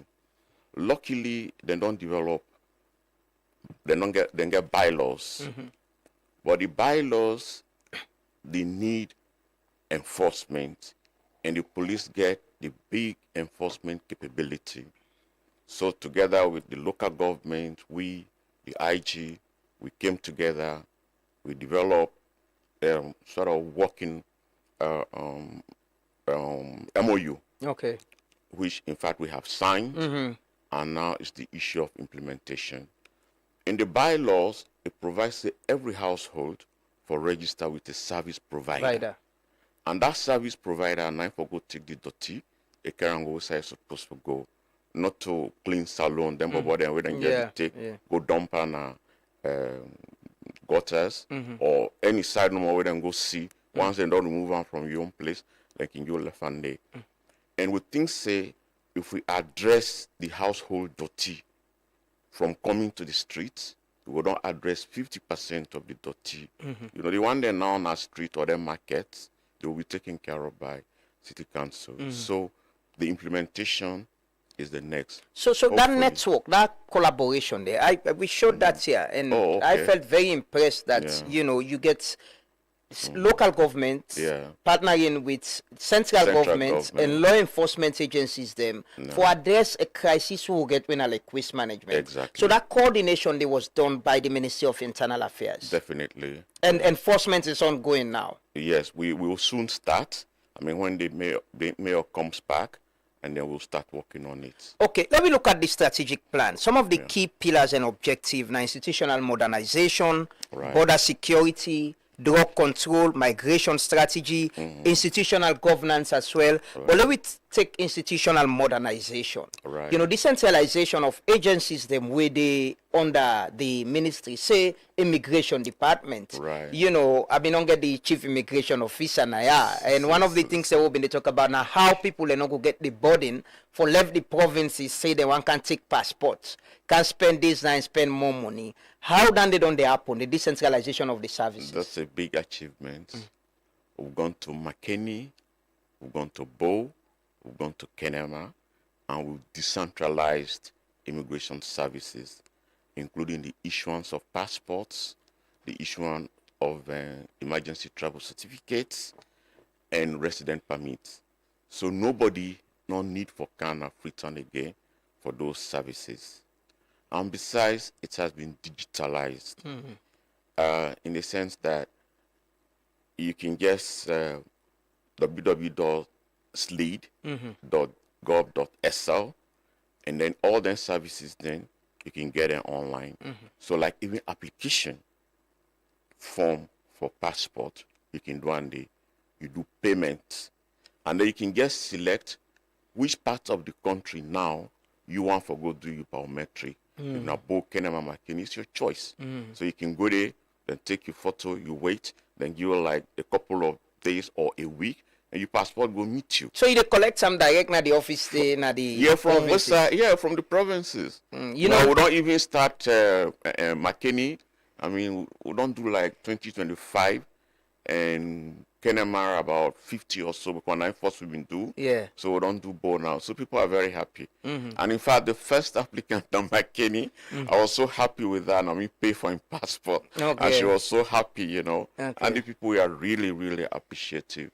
But this is the first time. I mean, since independence, that not happened, you know. So that not just one institution and agency. Yes. You get other agencies them under, like you say, 9 of them. I can just read them out. The Sierra Leone Police, we know, is centralized. Sierra Leone Correctional Service, centralized to some extent. Sierra Leone Commission on Arms and Ammunition, the Fritonia, the Independent Police Complaint Board, somehow centralized. The National Fire Force centralized, but challenged with equipment and all of that. National Drug Law Enforcement Agency, Office of the Chief Medical Examiner. I talked to Anaya the other day. Say they for the Binkham Bodina Tong for label doing work and all of that. National Civil Registration Authority, centralized. It's a decentralized institution, and you get the Sierra Leone Immigration Department we'll just talk about. How about the other agencies then? Say let's take National Fire Force specifically. Right. We don't get cases of areas them. Big places like McKinney. They will complain to you, say fuel not been there at the fire engine. You know, we get now 1 gram motoka, we get any broke down. How much you they try for address that situation there? Yes, Alamanda, there's a challenge, but you know, as always can say, I look at challenges as opportunities. We're able to do something differently from how it been there before, and people then say there's a difference, things are working. With the fire service, in fact, recently, we don't get 4 brand new vehicles, fire engines, and Spain, a humanitarian body, we come up from Spain, then give it 2 used but very good fire engines. So we'll be deploying that. I mean, we don't open McKinney, Maburuka, Bont, you know, and some other places. So they will get fire service. Now we're transforming the National Fire Force into a service.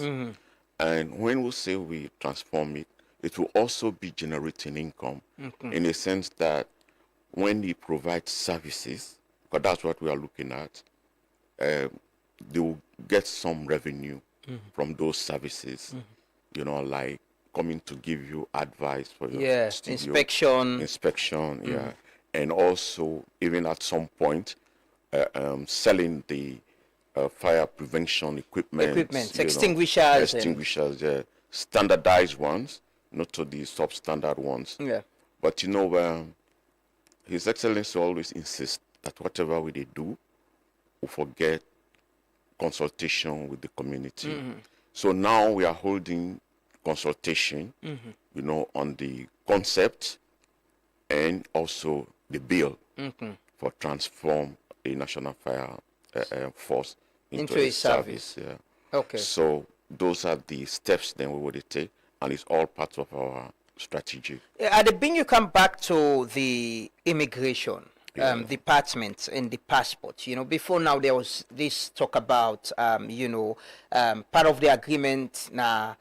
With NetPage, now decentralization, and also within the price peg at and within government the benefits. There was this conversation about the agreement being reviewed and going through parliament and all of that.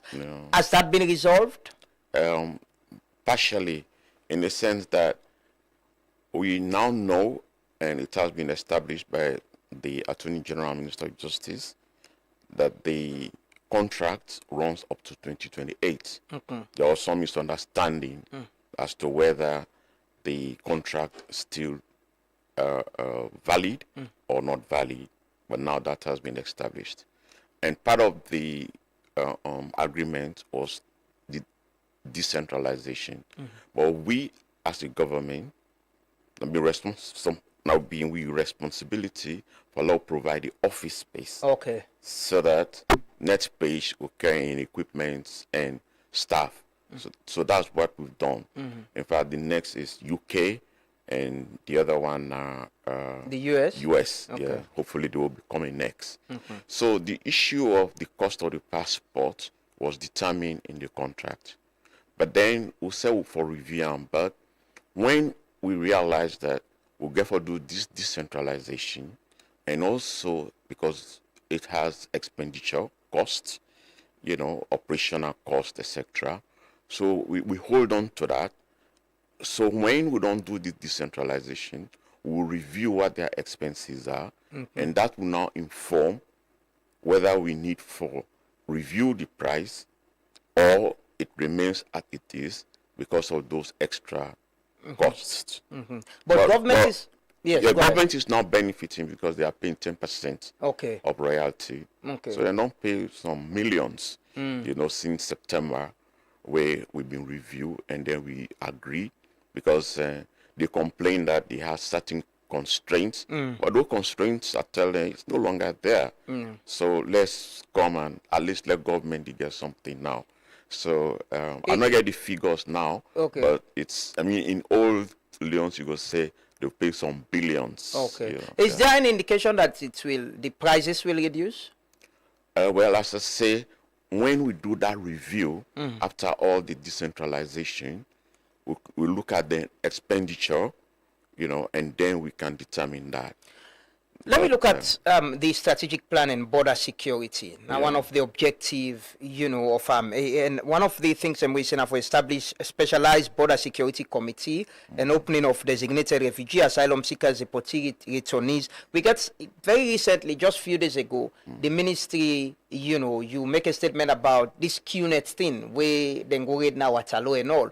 We don't get a lot of report now from we colleagues them, even from the embassy in Gambia, the Salon embassy in Gambia, where the ambassador been for intervene. Usai people were scammed on a traveling, you know, issue.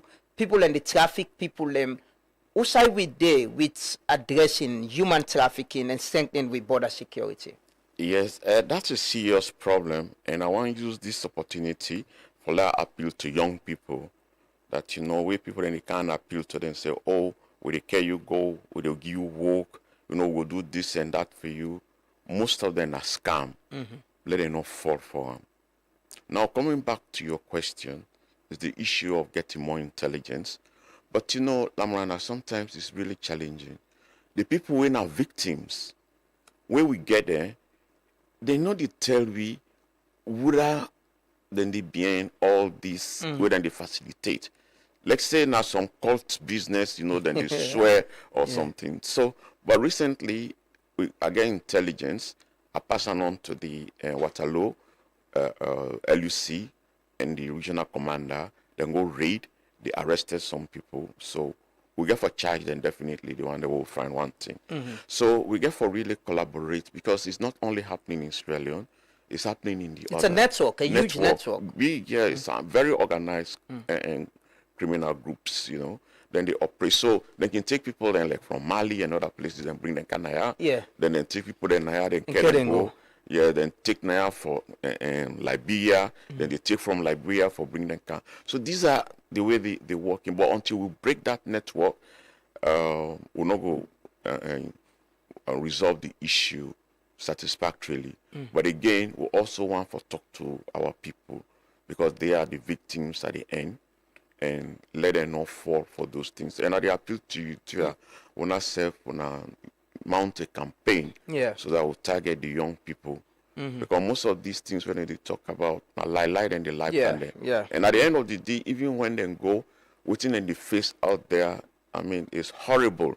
Nobody not go want in Peking or in brother, you know, for getting to those kind of situations. But what's in the enforcement or strategies where the ministry they use for strengthening them institutions them within at the border, you know, within under you supervision in terms of knowing who are the traffic, who are them not part of this network? How do we prevent people from coming in or going out? Yeah, so those are some of the things I said.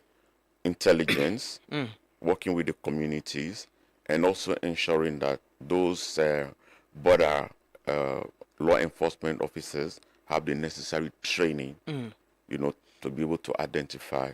But then now we are putting measures in place with respect to proper registration of people who then go to go through. Even as of yesterday, we were discussing with IOM so that we have what we call the immigration data system installed in those places. So anybody where they go, they are properly captured like we do in Lungi, because we don't do them in The some border, of those other border the land areas. border. Yeah. So then they come in for help. And yesterday I held a meeting with them. So we are working on that. So once we're able to capture the data, it also help. And we'll make sure that the documentation within the use also, it's valid, the integrity of it. You know, people then for getting ID cards and then passports when they travel. We know there are people who are coming in. Very recently, there were Sierra Leoneans who were, sent back from Guinea, from Conakry, and you get other people and we sign an agreement with the U.S. government. You get people and with the CAM. Did the ministry get any role for play in that sector there? Yeah, definitely, because we get a desk where one retired AIG, Mr. Amadou Mana, now actually they work with the other agencies, but then we get the anti-trafficking task force where one Mr. Sheka Deunge Sheka. Yeah, he's leading on that. So we work together, we cooperate, and then we share information. So and of course with IOM. Okay, let me talk. Still on the border issue. There's the younger issue. Yeah. There are people. I don't talk to one of we colleague from Kailaon, where the other day someone died. Then get for seek permission for able to go bury the chief there, exactly. What's in the situation of people na younger? You remember His Excellency myself, Minister of Foreign Affairs and Minister of Planning, we went to Conakry, we signed a communique to resolve that issue peacefully. And that diplomatic path is still being pursued. It will interest you to know that even the AU is now sending, or they have sent a delegation, starting from the 13th, the 14th, the 15th. They've allotted Conakry and they have accepted. So they'll be going there. It's not only now about our own border between us and Guinea, but also Liberia, Guinea, Liberia. But between we and Liberia, we'll not get much problem. So optimistically, as we've been said, diplomatically, that issue is being pursued. Because at the end of the day, really, we are all neighbors. We are brothers and sisters, you know. We want to see how we can resolve that peacefully so that our coexistence will continue. But the people of Yenga still not able to go back to their land. No. Well, they can go back if they want to. But we advise them, say, if still the military is there, especially the Guinean armed forces, it's not advisable for them to go. But they're not as hostile as they used to be before. But these are people who depend on them farming, not them village. Them picking them day, and they schools and day. Yeah, well, luckily now, then the Kwendu. But even, in Yenga, even the beginning schools are not been there. Okay. In Yenga itself. Now, small village, really. As I say, about 400 square,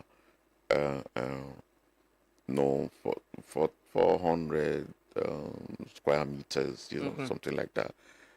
So, but in Kwendu, then they go school, then they go and go back. So now that they are now settled more in Kwendu, now they go school. Which supports this na entirely displaced people, right? We could say. Which supports government they provide for them, you know, especially where they go down lost their livelihood, them farms and other things then they do. Yeah, I know for sure that because I'm one of them because I come from that area. Government we don't do some support. We get some humanitarian agencies then also we encouraged. And recently I talked to the Minister of Planning and she's working on something for our people because the rains don't start. Famine is not going on. So definitely we have them close to our hearts and we're doing everything humanly possible. But the most important thing is to resolve that issue so that they can go back. Where the memorandum will be signed, is it The pegged, communique. the communique, sorry, is it pegged on what the outcome of the AU mission, or we still they engage the Guinean authorities, the Guinean government for address this whole border issue? Well, in fact, it's now really also been incorporated because last week I talked to the Secretary General of Mansaray River Union. They said the AU don't contact them. So it's like they're going with a joint mission now. The AU, ECOWAS, and Mansaray River Union. Is there Because indication that's to a part of sustainable solution to this? Yeah, hopefully. I mean, Lamana, whatever you say, look, Iran and America, right? Yeah. They don't fete at the end of the day. We are Yeah. with all the destruction, the killing, the deaths. President say, "Let's talk." They don't go back, then go talk. And the vice president they say the best and sustainable solution is diplomatic solution. So now that pathway we they carry present. Definitely, we still believe in that, and we pursue that vigorously. Let me talk a little bit about migration. While so they talk about this, there are a lot of Sierra Leoneans who are being returned by IOM, as you mentioned earlier, and then they come back and some they don't lose everything. This traveling when they talk about don't sell property because they want travel. Which kind of support the ministry they provide for them, for able to reintegrate into their communities? Well, we work through IOM. In fact, Thursday I have a steering committee. So through IOM package, we say a lot of thanks to EU with the support, with the give them the returning and reintegration package. Remember this recent 63 people where they been all. In fact, what they say was because they no say them package, then they give people so then they go. Then they go register for let them benefit. Yeah. So it's a fraudulent something because they know that when then they come, will they make that provision, and that make them they do that. But then now will they try so to people in the make try sure to that, take advantage of yes, and then they recycle. But then will they work closely with NCRA, NACRA, it's under me, for registration. So when you're registered, you are in the system. If you come back, we're able to pick you up. Say, no, if you don't come, you don't benefit, so you cannot benefit again. That could be a fraudulent activity. You could even be charged to court for doing that. So through IOM, we're doing that for our people. Okay. The Sierra Leone Correctional Service. Yeah.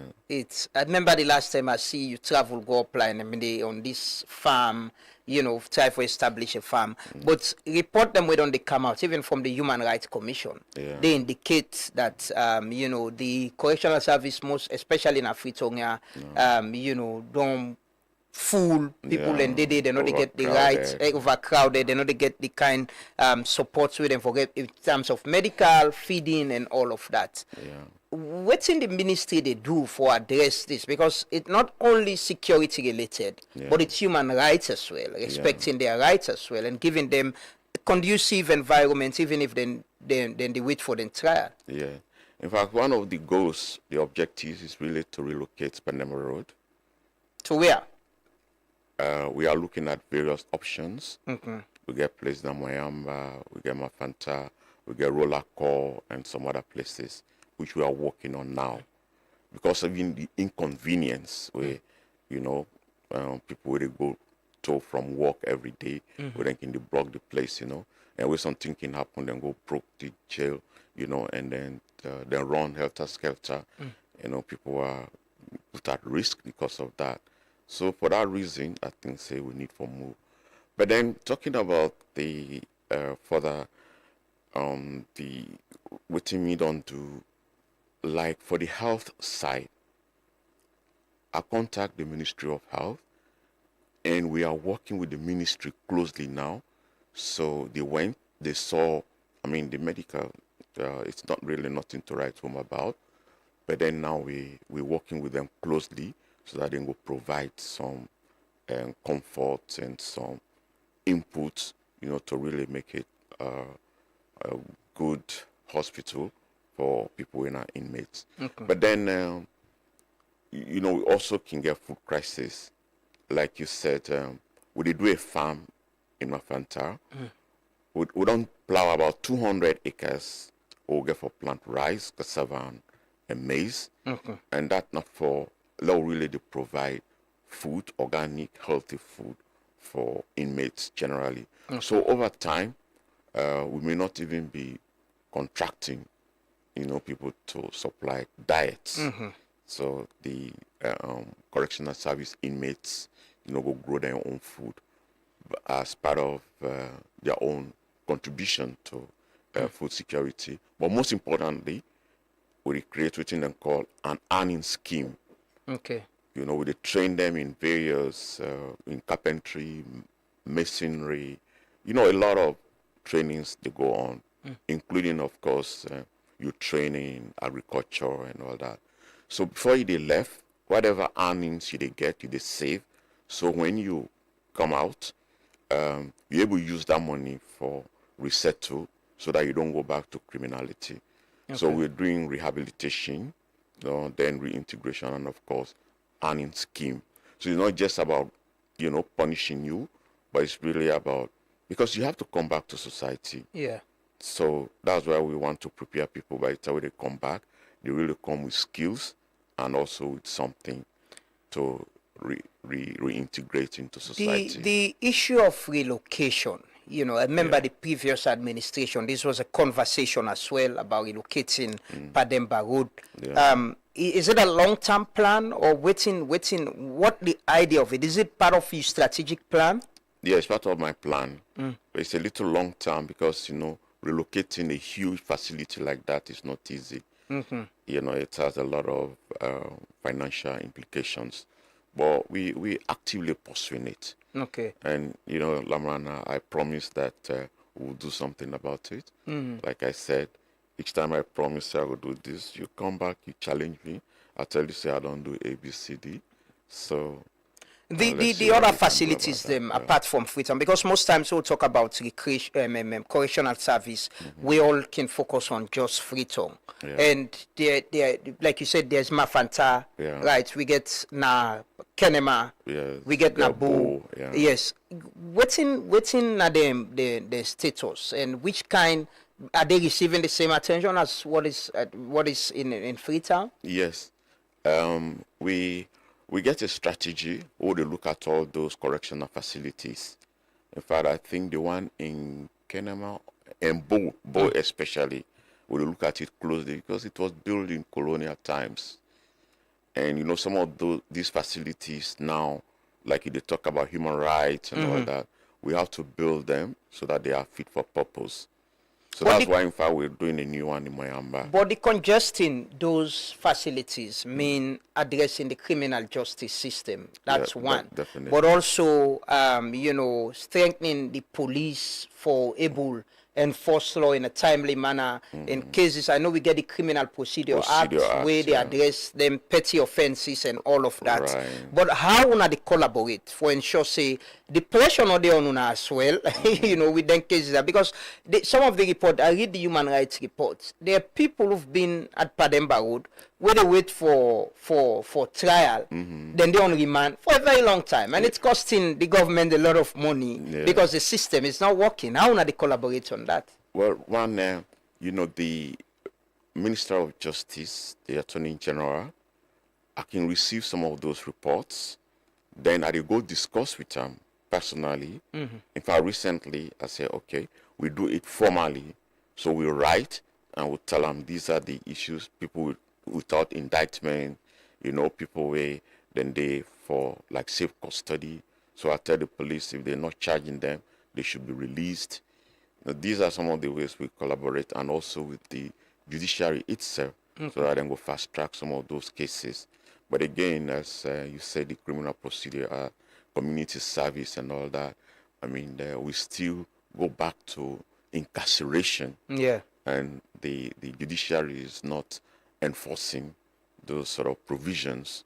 So I think they should actually be looking at those minor offenses. Yes, but even with the police, the incarceration, the cells them. Yes. IGR, not IGR, Chadi, Abdul Fattah, I'm sure you don't see some of them reports a day, where they raise concerns about human rights, about prolonged detention at the cells them, people not being charged, and it starts from there. you know, addressing the rights of people and not keeping people in places where, you know, not conducive at all. Yeah, definitely. Is there any intervention from the ministry? Yes, it's a concern with respect to charging. In fact, you know, I hold occasionally meetings, you know, occasionally with the police. And one of the things we then say is that for some cases like rape, murder, you know, those serious offenses, they get for send the file to law officers department, and they cannot charge and they cannot release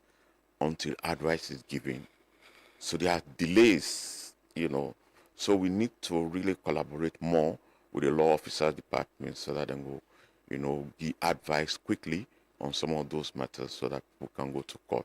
So those are some of the reasons why people are sometimes held longer than is necessary. But the conditions of the cells as well. Yeah. You know, someday from modern Bilam colonial time, exactly. Now you come to it. You Yeah. know, when you have this increasing, you know, population, definitely you also have an increase in crime. You know, especially petty crimes. The cells from where they've been built, you know, perhaps really get for review and make sure that we extend some of those cell facilities. But it is a challenge, but we're not sleeping over them. We're really doing something to make sure that, you know, the rights of people are respected. And when they go into those cells, they're not held longer than it's necessary. So this morning I was talking about police, keke rider, Okada riders, law enforcement.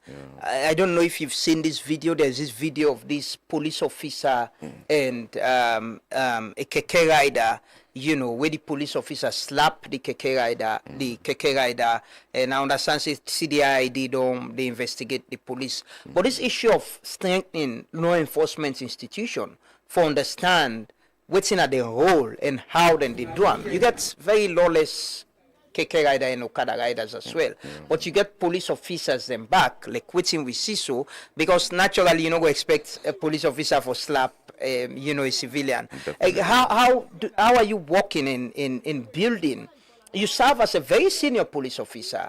You know, how are you working in building, strengthening the police, even from recruitment to professionalism, professional service, outside the public will get respect for law enforcement agency like the police? Yeah, that's really was unfortunate and very unprofessional. Of course, I call IG, well, not get time I call DIG, said if you should look into that issue and deal with it appropriately, discipline and all that. So, you know, in fact, when I was in the police, like you said, we started the complaint and discipline investigation department. I did the regulations, you know, they are there. So when those infractions happen, it should be dealt with quickly and the person punished. But you know, you always have bad eggs. You know, you have really very good police officers, even as we speak, you know. And they work day and night. They're there. But you get these few, we still, you know. But then when we see, we weed them out, and then we'll make sure we get them out. But again, it goes to issue of training. And I don't tell IG, they have to step up issue of training and professionalism, especially handling, you know, public disputes and, you know, grievances and all that. So I take what you don't say, I'll go back and make sure that I impress on them and something positive to be done. But definitely some training lapses. And the police gets a role for play, critical role for play in this youth campaign for bringing back discipline and addressing lawlessness, you know, across the police and law enforcement. Then the public need to get that trust in them and respect as well. You know, I'm sure with you in time when serve as police, a civilian not go look you and not get that respect for you because of how you carry yourself. You know, like you said, they're very good police officers, very good, making see them and can always commend them. where they day in a checkpoint and nets for serve we, then left them family for guide and protect we. But how do we build public trust as much as we want for address lawlessness and indiscipline with law enforcement agency like the police? Well, we have to enforce discipline. Discipline. Because only when you are disciplined, then you can also discipline other people. So, like I said again, it goes to issue of training and enforcement. And if somebody really don't do wrong, it should not be compromised. Action should be taken against that person.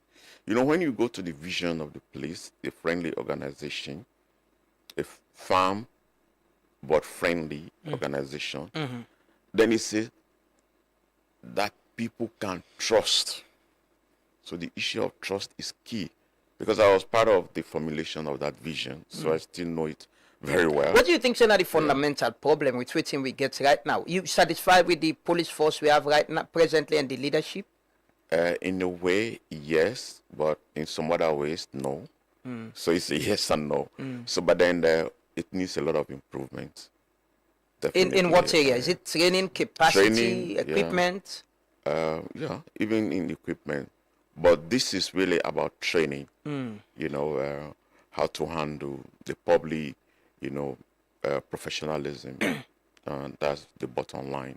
What's in your strategy for address lawlessness and indiscipline? Apart from, I've seen you, like I say, you don't talk a lot about them in the interagency meetings they want to get. You they raise them up and they try for get agencies and for collaborate. But trust, awareness, and getting the public for adhere to, doing what's right and avoiding waiting wrong, very important. What's in your strategy? When you don't talk so part of the strategy. Engagement, holding the conversation with people to know, and also working with the communities, because as I say, a lot of people don't do things that feel say it's normal, the new normal. Yeah. So we have to disabuse their minds that some of the things the way them things say then they do right and all right. For instance, in the communities at night, especially residential areas, people when they play loud music, stay up to almost o'clock in the morning. School picking and get for study, they study. Some people then old, where they go and sleep, they sleep. Somebody not well, they want sleep. And somebody don't work whole day, he go back, he want for sleep, they sleep.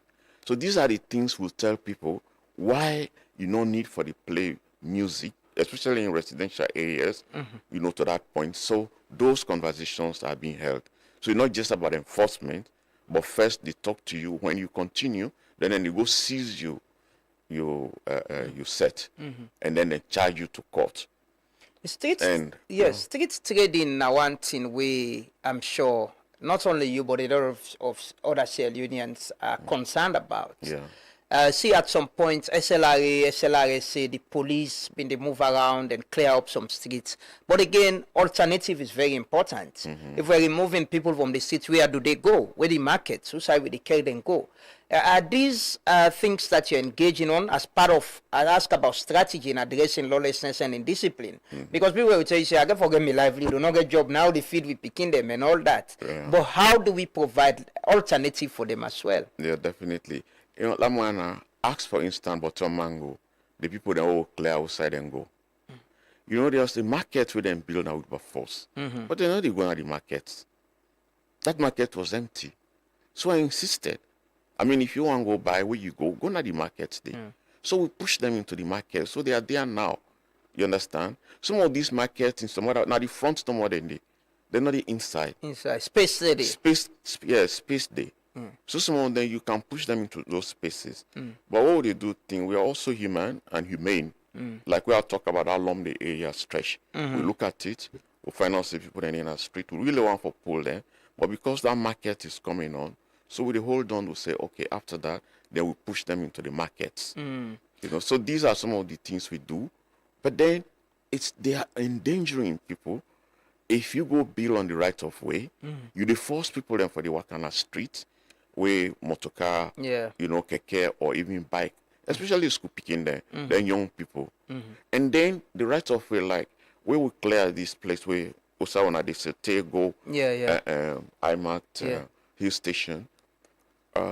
Water resources don't get funds from World Bank for letting them do water. Yeah. For letting them pass them pipe. They know they pass the pipe because people then they sell the. But I see them. If I write to, in front of Nana, so the people that not been agree for come out. We had a fight. We all SLA come and talk to them. There was resistance. You know. So that is it. So I mean, with those, what do? You want to let the majority of the people suffer just because you want your own livelihood? You killing other people because they're not able to pass the pipe for get water to hundreds and thousands of people. So I mean, they're also the lesser evil. Okay. And people say you cannot make omelette without breaking eggs. The egg, yeah. So we'll break some of those few eggs so that we can make omelette for the greater number of Sierra Leoneans. Let's talk about the elephant in the room. Yes. Addressing drug control, a part of the strategic plan. Yeah, definitely. The National Drug Law Enforcement Agency, they under the ministry, and as part of the strategy, now that you go prioritize the enforcement of drug laws, reducing drug demand, and rehabilitating and socially integrating victims. Yeah. Of late, there are a lot of reports about Sierra Leone, being a transshipment hub. I understand you attended a conference in Ghana the last time. Right. Some of them conversation they have come up with this international report and all of that. What's in the ministry they do? Because most of the agencies, them National Drug Law Enforcement Agency, they under police, they under the ministry. Yeah. What's in the ministry they do for address this? The president, the government, they do a lot with rebranding this nation, but we still having these stories coming up. Okay. First, we had the Kush crisis, and what we did first is to make sure that we address that problem because it became a crisis. April 2024, I think I remember, the president declared a state of emergency. Yeah. Then later on, we came with a special security for address. And you will agree with me, Lamrana, that since that time, a number of arrests have been made, especially with the traffickers and the dealers. We're not really focusing more on the victims than are the one that wouldn't take the drugs. So they are behind bars. As I speak, we have over 300 of those who've been convicted, right? So the problem has been there before. They see people, they're all over on the street and they sleep on themselves. That has reduced greatly. Yeah, not so. So it's because of that concerted efforts of everybody. I brought in the Interreligious Council. In fact, today we got for sign an MOU, and they also took on that fight. Preaching to the congregation. The Muslims, the Christians, and I really want to commend them and tell them a lot of thanks because they themselves came in very big and they've been helping. With respect to rehabilitation, we have about 5 government institutions, and then the citizens themselves, people came in, and then they established some of these rehabilitation, reintegration facilities. But we don't do a regulatory framework to make sure that we do human rights and all that, everything, you observe. So that is also ongoing. And I think very recently, because the Ministry of Social Welfare, they take the lead on that. They don't graduate some people from McKinney, where, that is also going on well. Yeah. So we're not looking only at enforcement, we're also looking at rehabilitation. Now, coming to the issue of regional cooperation and coordination with respect to the drug fight, and as I say, I had this meeting, the European and the African countries. The problem we have is, actually policing our waters outside of the 200 nautical miles were very challenging. So we realized that we have those challenges. The capabilities are not there, not only for Sierra Leone, but other African countries. So we said those who have, they could help. So now you find out, when they say then they arrest ships then at the seas, all that thing. So we're really making Sierra Leone that anybody will feel say you will make it as a hub.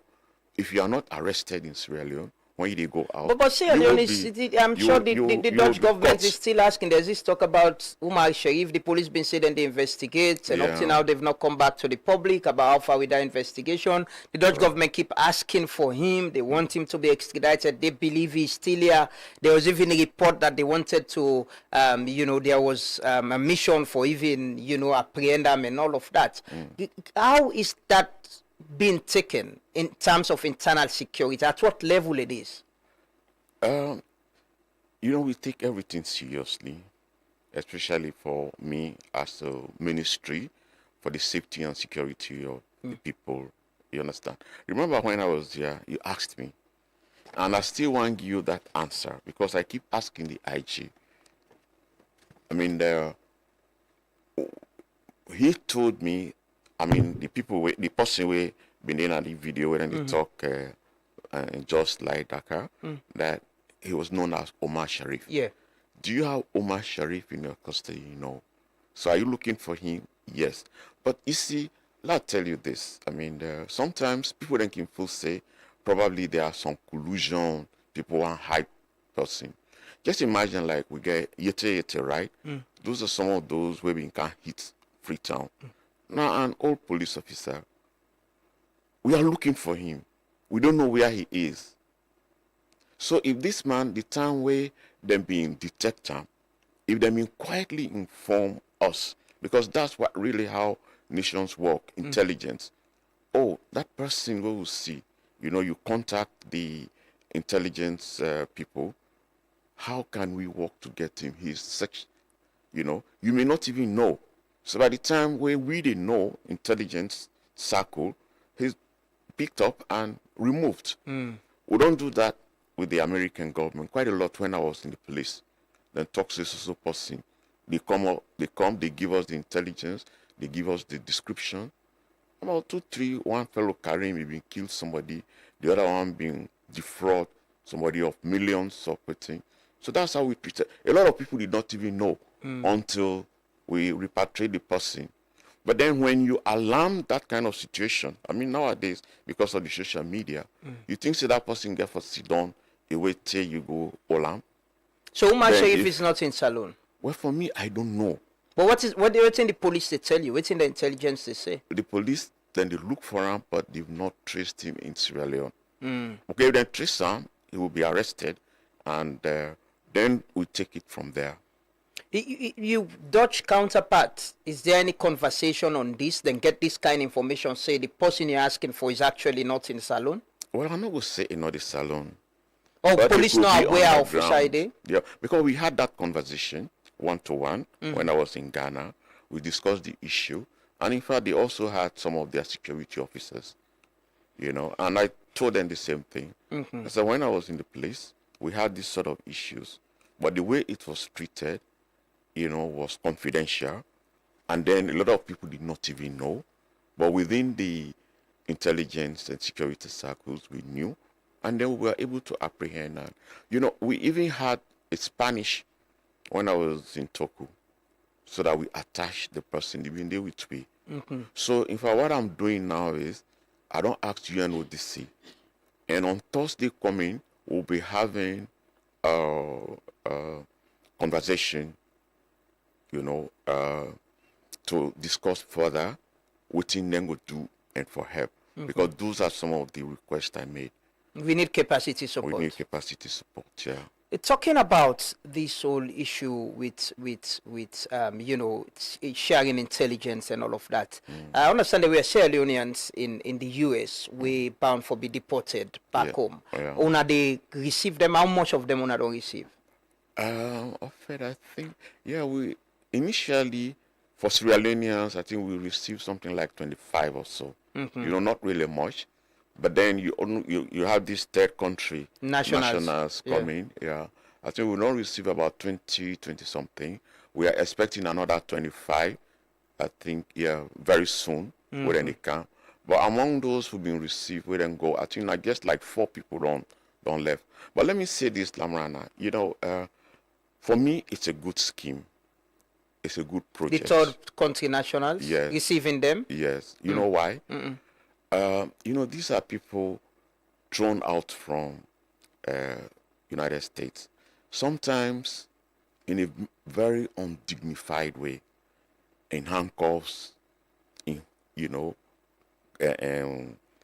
cuffs, leg, like now very serious offense, yes, we then commit, right? If they come here, we receive them, they can quietly go back to their homes as free people. So they go back with some respect and dignity. But imagine if then go, then put them in their country that way, their family and everything, even for themselves, psychologically. So like we're giving them some comfort. In fact, most of them, they are not staying. Where then can then you go? But then where then you go as free people. Yeah. Nobody not going to know that they came in that very undignified, inhumane way. So I feel say for encourage that. But then what we do is only West African nationals, ECOWAS. Because no matter what you say, wherever they're in the world, they are free to come to this country even without visa. Yeah. So when we receive them, we give them some dignity, some respect. And for those who need assistance, we don't request IOM. IOM is helping them to relocate them wherever they want, and then they pay for them. Okay. Including whatever the U.S. government money provide. If that money serve as a government, we decide to say we don't want to do anything with them, so we contracted a third party.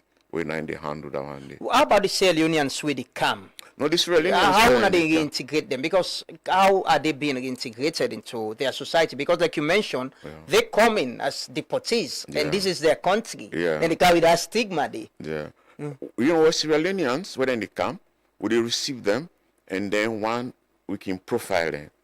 We see the one we get criminal records, we can keep them a little, ask further, and then because before we release them, we'll make sure that we know where they will be going, so that we keep an eye on them. But if you have no criminal, I guess immigration something, we just let you go. Okay, let's look at this story. It's a story where I've been asked some questions about. In January 9, the Global Times newspaper reports this story saying powdered vehicles from Canada disappeared. It's asking a question. And I remember you've been visit the ports and been see them vehicles. Simon, you can just show the photos of the vehicles on the screen, please. What's the status of them vehicle there? No, they're not disappear. There is a provision of law in the Police Act, specifically Section 35. You can check that one out. When any exhibits come into the possession of the police, if it cause inconvenience, it cause costs for keep them, and they are exhibit, they are unclaimed, they are stolen, then me as a minister can give authorization for them to be used in the service of the state, either to be sold or to be used in the service of the state. You understand? So the question was, do we sell or we use in the service of the state? I say there are institutions that don't have vehicles. So if you sell them, then you have to buy a vehicle again. I say it doesn't make sense. So I gave authorization for them to be used in the service of the state. So they were distributed to some of the institutions where they deal with the issue. The police, the Interpol, the military, ONS, the Office of the Attorney General. So that's how we distributed. I think even education got one vehicle. Okay, but now you give directive. In accordance with the law. With the law, yeah. Okay. How will they try to address the situation of, vehicles possibly? Stolen? Yes, coming into the country. Well, that's one way. Because before I came in, when they vehicle them in the can and they put pressure here and there, then they go take them back. But then now when you not get them, they lost all. So next time, you they feel in your pocket because now an investment. So in fact, from that they will take that decision. No other vehicle not come from Canada. Are there individuals who they behind this? Yeah, do they show up? Then we just they disappear. They don't show up. If I went out going at the key, that was one of the things where the waiting self come. They're not able to trace the people. Then we get the they behind the scene. I think one day somebody even come to me, some of these things for sure understanding and all that. I say, well, you want me to allow you to make our country a hub for stolen vehicles? So they're not coming in anymore. Well, as far as my intelligence goes, they've not been coming in, because I also work with other people outside of Sierra Leone, where then they give me direct information. Finally, Mr. Minister, So let's just correct that. Those vehicles were not sold. stolen. Okay, you don't clarify that. Yes, they were distributed in accordance with the interest of the state. Okay. Service of the state. Yes, the rains are here. We've been talk about kush and drugs. Yeah. The rains are here. Very recently, the mayor go on the Congo Cross Bridge. Yeah. There are young people who are living there. Yeah. You go Juba Bridge, there are young people who are living there, victims, as the president called them. You go Funkia, down by the sea. A lot of young people, a lot of partner the east across the country as well. What's in government they do, for help them victims there? Because there were reports of people dying around na free tongue, then they don't make calls for them pick them up. What's in the ministry they do? These are social issues, and that particular one, I think, please, I want to make you referent to the Ministry of Social Welfare, because it's a social problem. Yeah, but now they collaborate, right? Yeah, we collaborate. And you're concerned. But as police, we don't say really those are victims. We don't go arrest them, incarcerate them. These are victims of society, So, we need to have a special strategy. You get the youth ministry. We also work. They try, train some of them as drivers, put them into institutions. So they're doing their own part of it. So, we need probably to collaborate more. Yeah, exactly. But some of these people, believe me, even when they get a job for, they don't do it. Yeah. Because now they use addiction, Yeah. They can't do much. The National Drug Law Enforcement Agency, almost always they complain about capacity, about resources, and then gets a very big job for do, What's in strategically, what's in the ministry they do for support them with capacity, mobility, and even resources? So as a government, we're also challenged because there are so many priorities. But then as a minister, I'm not only looking at government for help. I tell you, I don't contact UNODC, right? I don't contact EU. In fact, UNODC, we get a virtual meeting on Thursday. Then after that, I'm talking to EU because EU don't promise that they're going to help. Okay. Over and above that, I held a working dinner with the Chinese. And when I go, I went with Jaya Kaikai, the executive director. So we are in conversation to see how themselves will help. Okay. So put all of that together, we're going to do something. And the UNODC also, NDLA is doing a lot. This regulation what we do for homes, rehabilitation, they will start generating revenue. Okay. And part of that, because they'll be issuing license, etc. Yeah. And for then the private rehabilitation. Exactly. And they've appealed to the ministry. We don't allow for let them create a budget where then go ring fence and then will also help them. So these are some of the innovative ways that what they do so that then we'll get the resources where they need. Okay. There are some questions. I'll just read them quick. They're very important. This first one from Victor Komengo to say there is the objective of transforming the police from a force to a service with emphasis on serving citizens. What are the core values of this approach? And there is a draft bill repealing the Police Act. Has there been any public consultation on the content of the bill and where the bill is? Yeah, the bill is there with me, but then I've been sent back to the Ministry of the Attorney General and Minister of Justice with my inputs, and I want also to be included in that the overall responsibility and the political oversight responsibility of the ministry, which was missing, because that's a missing link. You can't just have the police on their own, they act. At the end of the day, because I take their issues to cabinet and also to parliament. So that has to be reflected. So once that is done, it comes back to me. Of course, the national consultation was done. When I was not a minister, I was part of the consulting. Okay. Yeah, one of the consultants. Through the Yada UNDP. Williams, Yeah. Yada Williams Okay. headed that one. We went all over the country, so we did that, so, and the strategic reasons for that, it's for the police to be responsive, like I said, to the needs and the aspirations of the people. Is there a timeline for the completion of this? Well, I get 20, me strategic plan. Yeah. It's for 4 years, Yeah, 5 years. 2026, 2030. Correct. Yeah. Hopefully So it within that time there. Yeah. Okay, another question. So I'm going to kindly ask the minister if they monitor the night checkpoints, call it collection points. This is done openly and it's an open secret to all drivers, riders, and passengers.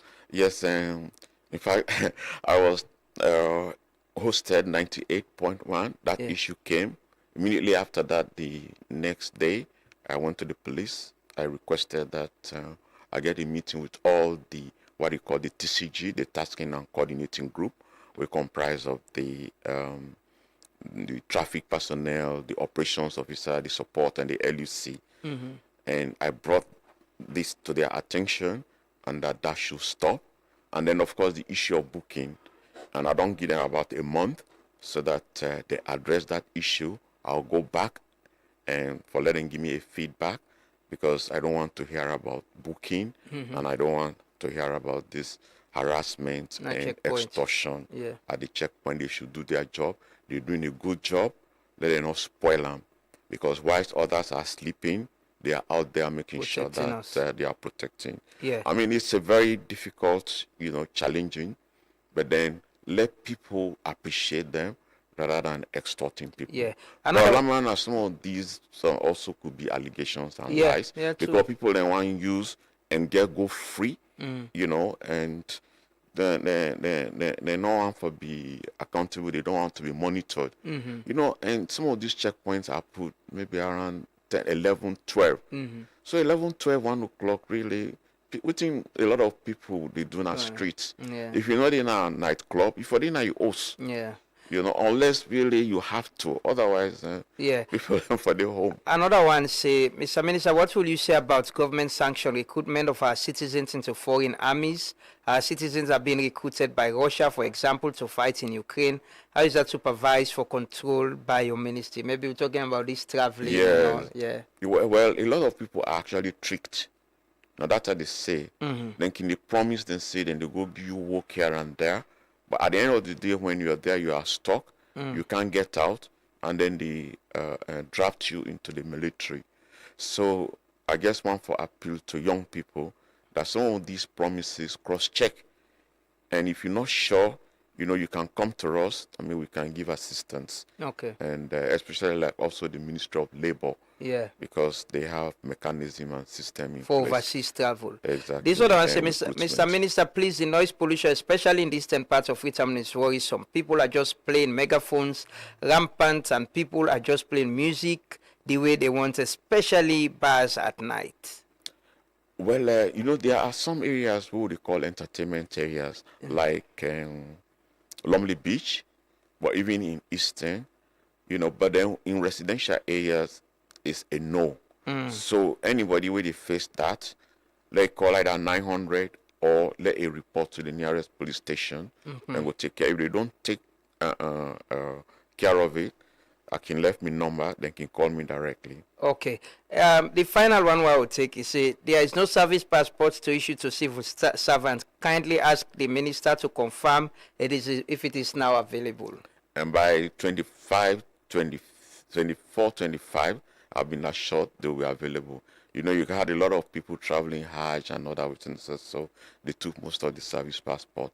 And with the current disruption, the war and all that, it caused some disruption in the provision. Okay. And Well, finally, Mr. Minister, which message you go on left with Leoneans, you know, in terms of security, internal security, and how safe are we as a people and as a country? Of course, you know, say as a country, we are one of the safest. You know, I sent one report to you, and also one lady we come, you know, West Africa, they travel. The Nigerian lady, where they use the bike. We say now Sierra Leone is the third safest country where they don't visit. And when I been get that dinner with the Chinese ambassador, he told me say, you not really can worry about in safety in Sierra Leone. It's in one country where you can go almost anywhere, you know. So that shows how safe we are and the effort we all of us as citizens in this country they do. So I want to tell everybody thank you, because it's not only the police, it's not only the ministry, it's all of us collectively, because we want to be safe. And when we promote safety, it attract investment, it attract tourism. You know, our country makes more money, and then it reduces poverty, it creates jobs for people. So for the young people, I want to always when I get the opportunity for say, they forget a dream, and that dream should be underpinned by self-discipline. Now, the most important value. Once you are self-disciplined, you can able to achieve anything. I mean, look at you, Lamrana. I mean, you're here not because you are Lamrana or because you're handsome.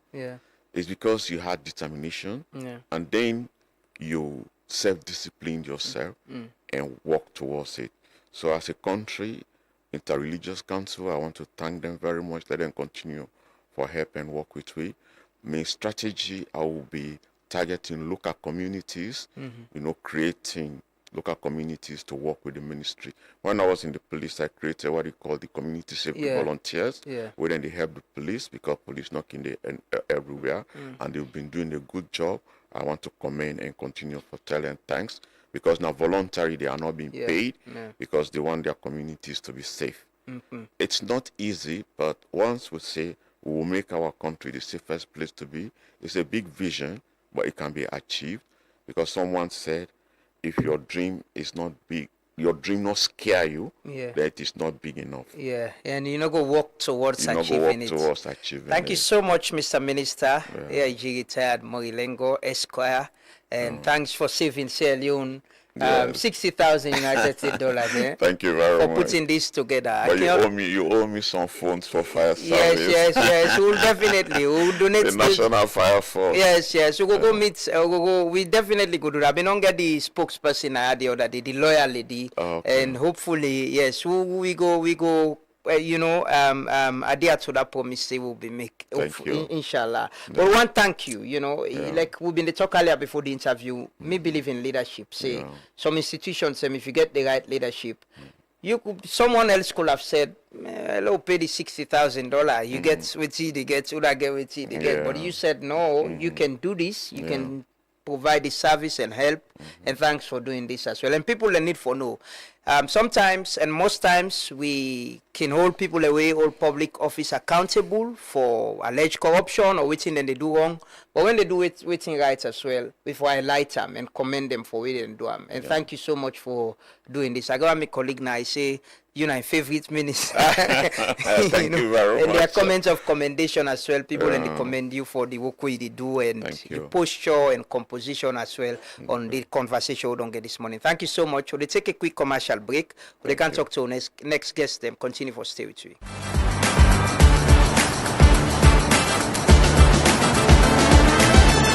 In the heart of Sierra Leone's dynamic rhythm, Rocal Commercial Bank is your beat to a brighter financial future.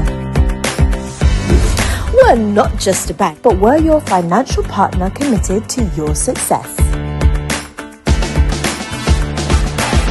We've got the financial tools you need to rise higher.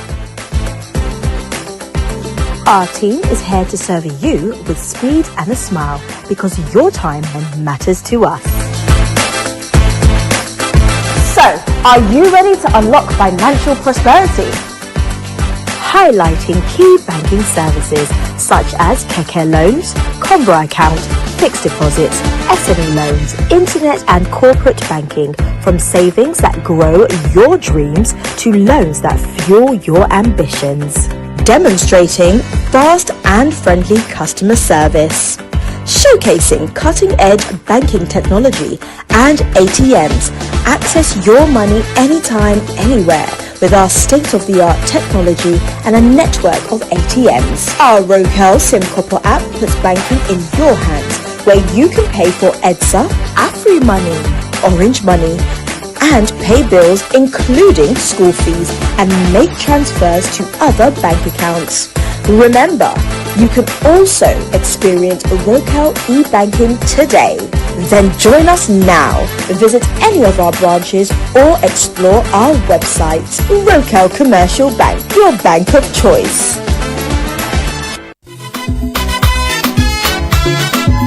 The National Protected Area Authority (NPAA), when at the office where government set up for look after protected area them na the country, they want all man where they buy land, build house, cut stick, burn charcoal, mine, cut mangrove, na the wetland. Up the hill them for tapa 110 because the law go bet you tranga one where you go pay boku money or go jail, and self you go pay the money, and same way so you go the jail. So not say they no want you na for the tomorrow bambai. So if you see person they do them bad thing they are na the wetland or protected area na the country, na for report them na the National Protected Area Office where they near you. So if we see caterpillar or motocar them where they go back filling the wetlands them, we go seize them and the law go bet you tranga one. So protect the environment for protect yourself. This message comes to you from the National Protected Area Authority (NPAA).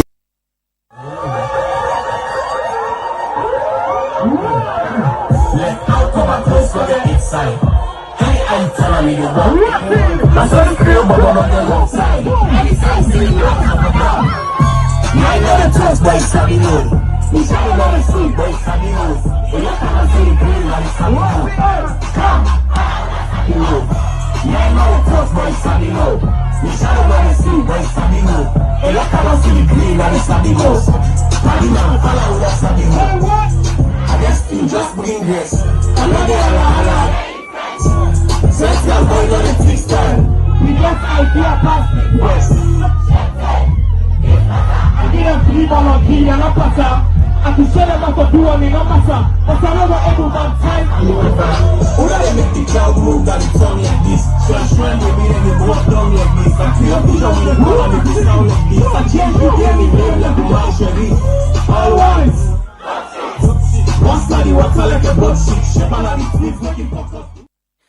Welcome back. This is the Truth Morning Devotion on Truth FM 103.9. We're on Facebook, YouTube, and TikTok. We can talk quickly to Madam Chelsea Owen, the General Secretary of the Sierra Leone Domestic Workers Union. As today, June 16, at the International Domestic Workers Day, and a day where ILO, the ILO Convention, and also being recognized and Sierra Leone to ratify we are part of the global commemoration. We'll talk about domestic workers. Now, people already serve almost every one of we. You get people in our house where they help we, whether in our family or people who they hire, where they take care of the picking them, we homes, clean we homes, and do different things. Chelsea, good morning and welcome. Thank you, Lamwana. Good morning. How when you talk about domestic workers in a salon, it might be something where somebody goes in at the elites and they talk about Andy, and it not like every other space. But I can always remember Alita. I remember my first interaction with Alita. Now we've been set up a company where they hire, we get domestic workers them, and people then can go through them for hire then domestic workers and they for ensure security, safety of them picking them. But who that na the category, who that na the people them where we go refer to as domestic workers who na they work with? Thank you so much. So when you look at what they happen now, not to just the elites, then they hire domestic workers anymore. Because when we talk about gender equality, we find out say again more women space for come out of their homes, for go work or for go do business. So even people with average income earning, they hire domestic workers, not just the elite, from Wayan context, also just the elites and they hire them. And if you look at the premise we give with waiting Anita they do, you find out that there's a whole challenge in that particular area. If you get onto a bit of listen, I want to in a program, because the law in practice and the law in the books, it's different from waiting people and they expect. Say these kind of people we forget to them. And other than domestic workers, there's even when you say domestic workers for we context, people don't even they know other than them because you get them kind of many names they would attach to them. We'll call it we house boy, we house girl, we'll call it we nanny, we messenger. Then well it's within the home setting. But the internationally recognized name is a domestic worker. They are same as people where they clean, cook, book for you, do all them things and live in your home. You know, but this don't cause a whole lot of issue with who they are and how we perceive them, the respect and dignity we will give to them. So is it that one they formalize this whole thing and get a body where they advocate for them well-being, but not only that, people then go hire somebody where they go feel safe for left with them picking, or feel safe say no need for the lock in Dumont. Is that what's waiting on they do? No, so we generally like a union, like we go talk of teachers union, all other unions. They part of, and we affiliate with the Sierra Leone Congress at national level, and even at international level, there gets a international domestic workers federation who we also affiliate with at international level, with different countries they part of. So we know they do hiring, we not an agency. We just they do a lot of advocacy and lobbying and public education of other than be and ensure say they are protected and they are recognized. So that's what we do. We organize them also for be part of the union, for the let them go able for speak out and make sure say laws and policies work in their favor. Is it a thriving sector? Is it a sector that is formalized presently? It's not formalized because I cannot say we are formalized. It's not formalized, but a law there at international level where they cover them. And even when you interact with the Ministry of Labour, it will tell you say their own law covers all workers, but despite that, it not they cover domestic workers. In realistic, it not they cover them because even when you talk of the basic minimum wage, waiting for pay them, people will get money say go tell you say no, a domestic worker not go pay a minimum wage. It not go be part of this. But there is a provision for them in Convention C189, which will be done ratify in 2021, where they talk say them forget a basic minimum wage. So these are all of the issues we make right now. They get a lot of programs them for make sure say we see them and get a law where they look into their own specific and then people are going for see that law they and work towards them. So, una don't get cases of people in the country una say I've been working as a domestic worker and my rights don't be abused. I've not paid my benefits. Because if you not formalize, somebody could just take somebody, say, can work for me. You know, sign an agreement, you know, get a contract, now waiting you feel for pay. How una they advocate for them people and they? You know, I can't just know somebody they tell me, say, domestic workers, the employers, they will not sabi them. And I'll be one for tell the person directly, say, sometimes you say no one employer, but you shy away. Because people are not even one for show themselves as employers. And this is not an employer-employee relationship, not a self-employed person. Anytime you talk of domestic workers, now employer-employee, now somebody hiring in home, for can take care of all the other things in a house. But unfortunately, there's a whole lot of issue where the employer they know one for shop, then they see like all them people are so now where you don't cancel now for can protect them plenty. It's not about protection. Yes, it's about protection on their own side, but it's also about efficient service delivery on your own side. Because when somebody don't say they person they recognize, it they give you the best. It they come as an employer to you, as an employee to you, sorry, and give the best of which you they look out for. So there's a whole lot of thing where the formality of it they down and we're working towards them. So we all for organize them and make sure say we represent them and for make sure say they are formalized and get better terms and conditions. What's our membership strength presently?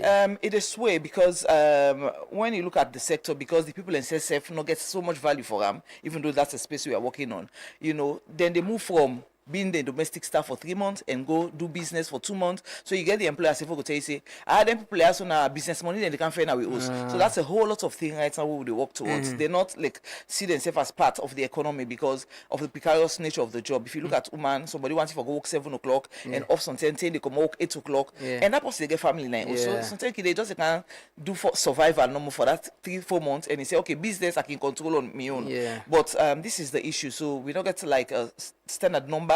For now, they fluctuate, but we can tell you get above 500 within here. But I'm sure, you know, Sierra Leone can send people, get agencies where they hire people from here, for them go overseas for go work as domestic workers. What's the potential of this sector if it formalized? Because you got a lot of people who they do, and else we don't agree. Not the informal way. They know they put them in seats. They're not well paid. Of course. You know, what's the potential? It's a lot for get into the country and even for the people themselves, because don't forget, so they cry say there is a high rate of unemployment. Yeah. We dey see am because the place unformalized.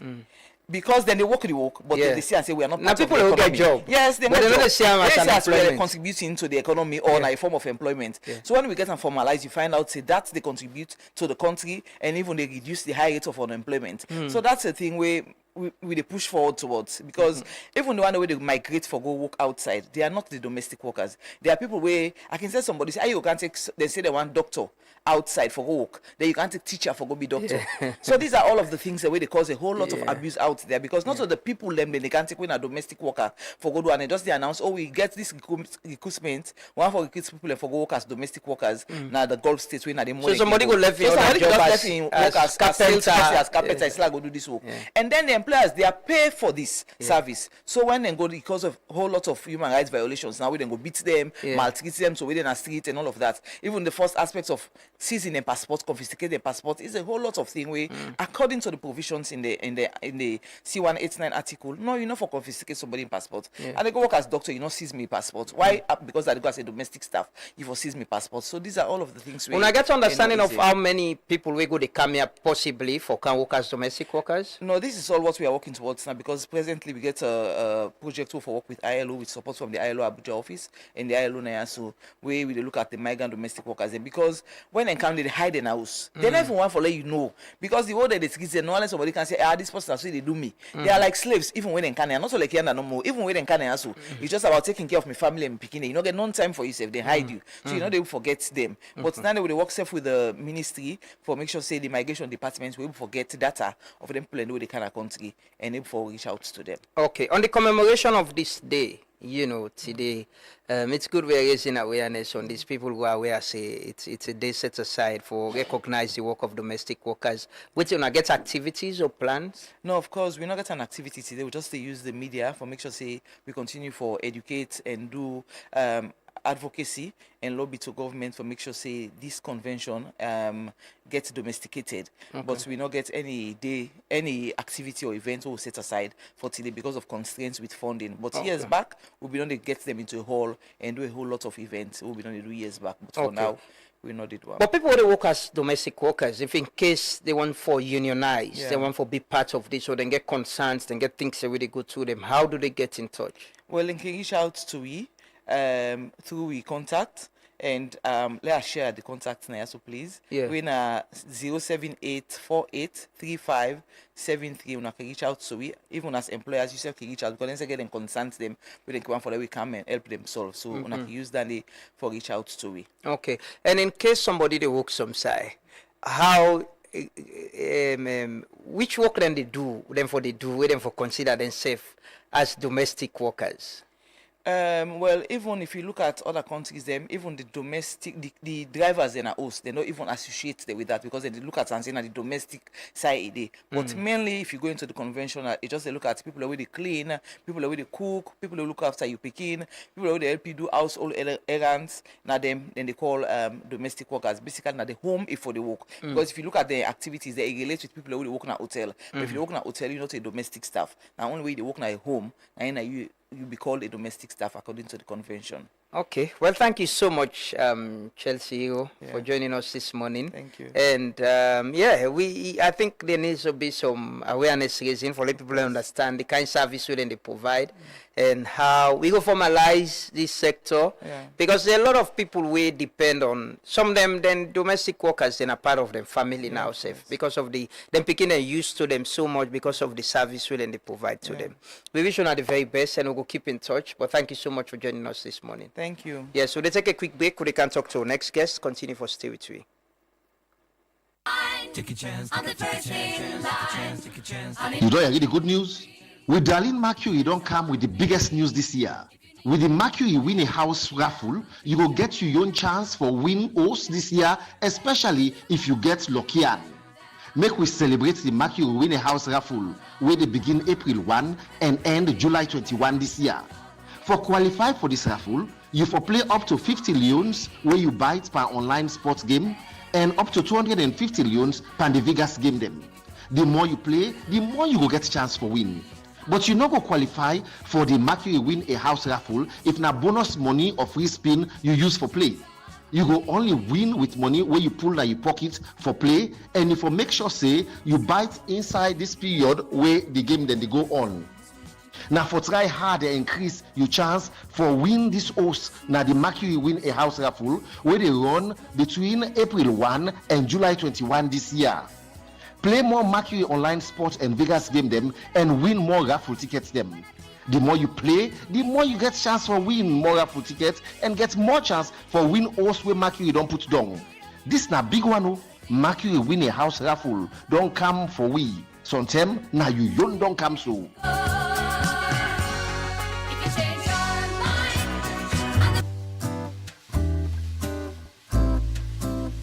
The EcoBank Elevates program na special package where EcoBank don design for businesswoman them and woman them where they manage business who gets plenty woman as staff and cover company them where they produce products them specially for woman them. This innovation they tailor for developed female entrepreneurs them for help grow them businesses them step by step. EcoBank they stand with them, give them the right support with them business system need. Some key features inside the Elevate program will be loan up to $50,000 with no collateral. Track record eligibility for 2 years. Interest rates and collateral terms them, you know go get no say. Financial services them like wealth management and insurance. Market access through My Trade Hub Africa B2B matchmaking. Capacity building through webinar, training and mentoring.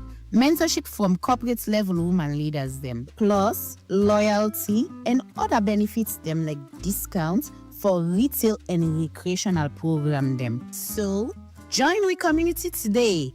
Na ecobank.com/elevate and elevate your business go higher heights. EcoBank, a better way, a better Africa.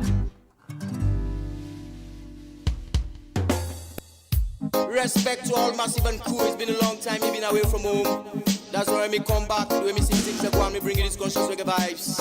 Jah be my guide, Rastafari. Papa, you been tell we say, make we trust the process. But man, it is called the progress of the process. We are in suit and tie, and dirty character. Thief man, they all a thief now, this is them batter. I, Rasta man, me know Eric Cock and Bull, me represent blue, white and blue.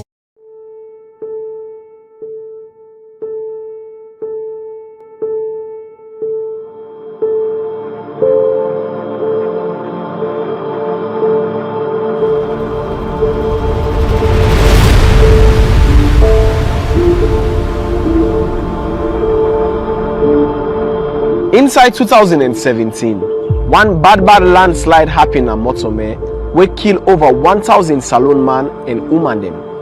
People awake and meet them, fumble them, and property all don't bear under boku doti. The water crisis self don't begin bet with sober one. Pump and water side and on the dry. But all the law we Papa government some put for protect with forest, we Western Peninsula Park still lay under attack. Because people are not make trangayes for Brookstone, plant jamba, burn charcoal, and bill us who side and send for bill. If we check the size of the forest we don't destroy, Ibokupa so he put 9,000 football field together.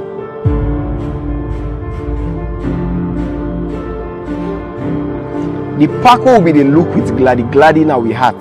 Don't turn bonnet and pain now we eye. If we continue like this, by 2035, nothing no go left. Where government see the good thing them where the forest they bring to the Freetown people, like the water where we they drink, the fresh breeze where they blow, the way how we they protect it from flooding and them bad landslide them, and the copper where they put our pocket. Now I make in 2013, then declare the Western Area Peninsula Forest a national park by law. This one way governments do. Enough for sure we say, we need for protect and safeguard the forest where the help Boma Valley for give safe drinking water to we all. Even the name Lion Mountain, where they can call saloon. Now because of this forest, by law, nobody know for build house, burn charcoal, broke stone, mine, kill wild animal, plant rest or do any other farming activity outside government don't say na national park. Nobody know for the collect copper outside other people and they suffer. The park na for all saloon man. If the park no dey, we no go get water, the country no go fine, and we no go get nothing for the Bambai. Time don reach for we left for make like we no know and understand the law. Time don reach for make we come together as saloon man and woman them for protect we own. Let we left for fet nature, so nature no go fet we back. Let we all join hand and protect we water, we freedom, and we identity. We all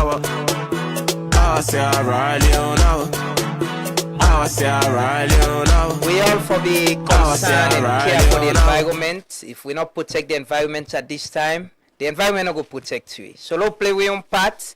We're going to follow up as see NPA, National Protected Area Authority, don't go do some survey at Chakugama after the president's directive say then for demolish people who then coach na the property or place. So we got to keep an eye on that as well and bring on an update if whether the president's directive then don't do them. But also, Mr. President, like I said the other day, I wish I see you just reach Mauritania. I wish you go where you come back, you go work on the peninsula. The side where you been saying for demolition at the peninsula. Bio Barre, the side near the Guma Dam, you need for visit there and see from the time you come out there, how them place and the level of deforestation where they happen there. It's very worrying and concerning, and if we not take action now, it could be a problem Bambai. But this morning, we can get an expert point of view on how for fix the salon economy, how for reduce poverty, and how for create jobs. I just asked Gismet just now how for waiting for us come how the politics or our business is an economic analyst, a politician, a businessman, and I'm sure we a lot of we know Gismet Suma for the Mami Suma. Now I've been getting the pleasure for meet with him for the very first time in the US some time ago. I think that was in 2015. Yeah, 2014 or 15. 2014 during the Ebola. Yes. The United Salon during the protest Concerned Sierra Leoneans. Yes. During the protest against former President Koma, yes. You know, on Ebola and the allegation of money, the funds and all. So it was you and Mustafa Wai. Yes. And I can still recall you give me a drive from DC, come Maryland, so my colleague and friend who have been there then Ibrahim Mansaray, and we had a conversation, and you've been convinced, you'll be able to convince Ibrahim Mansaray about a third force taking over power in this country. Ibrahim Mansaray was so convinced, say, this is a reality, it's gonna happen, it will happen soon. You know, but thank you for joining us this morning. How has it been? Is it with politics or with business or the concern about Sierra Leone economy and governance and leadership? How has it been with you? Well, my own concern has always been the economy of the country. Yeah. The thing will drive me into politics. Now, because of the abysmal failure of leadership, what they see, what I know say, there are possible solutions where we can bring to bear if only we tap into the right caliber of Sierra Leoneans, the way we know, say they know, then get the know-how, how to fix the economy of this country. If the politics is out of the way, we can fix this economy within 5 to 10 years for lift them from a low income to a middle income nation in less than 10 years. The opportunities are so much. But the only thing where they stand in the way of a Sierra Leone's economy is the politics of the nation. So when there was a time where I've been head one policy think tank called the Sierra Leone Policy Watch. We've been I've been the follow that. We've been get experts them from Sierra Leonean experts. I mean policy experts. Some of them work for IMF, some of them work for World Bank, some of them work for other institutions around the world. They form a board. I mean I've been the chairman of the organization, executive director of the organization. We get competent individuals that will run that policy think tank there. I purposely start that policy think tank day for avoid the need for going to politics. So I mean, they go with the assumption, say, probably the powers that be, they not get access to alternative policy. Yeah. For letting go consider for solve the economic problems of our nation. So now that make them they rely on World Bank and IMF. And World Bank and IMF historically over the past 60 or more years have always been a failure. You understand? So we've been to produce policies them in the area of education, healthcare, and that kind of stuff. Then they present and free to the government. But they ignore we. They not consider we. Because those policies that we are presenting to the government and the Nkrumah's government at the time, you got to have to make concerted effort and sacrifices for the nation. You have to make the people's agenda the agenda of the government and make the necessary sacrifices for let you go able for winning. But when someone fill them pocket, they will not consider those policies. You know, like you say, I mean, they follow the Sierra Leone policy watch. There was concern Sierra Leoneans as well, where, you know, on the political angle, been raised concern about human rights abuse of power, and all of them in the day. You know, from Usai we've been there as a country where we got to this point where they say one of the fastest growing economy. We had the African minerals, then, you know, mining boom, the iron ore, rutile, and all of that. So, Usai we there presently. What are your assessments of where economy, and what do you think, say, now the fundamental challenge? The problem with the economy is centered around three major interlocking areas of failure. The first one get to do with low productivity. And the low productivity, where then they even ignore the major areas of the economy, when at the breadbasket, the rural communities, and they ignore them. And then I get the largest population, the largest number of poverty, and the largest opportunities for letting go able to get in investment injected into them. We go revamp this economy. Yeah, so if you look historically, every developed nation today, including China, then start as an agrarian economy, meaning that agriculture more independent. Yeah. But before then transition from agrarian economy to industrial economy, they invest aggressively into agriculture. That's how Europeans used to, even today, then get what they call farm subsidy, wherein they give billions of dollars to them farmers every year for nothing but just for producing. Just because they produce food, government they give you free money. Now Europe, they don't do that for over 200 years or more.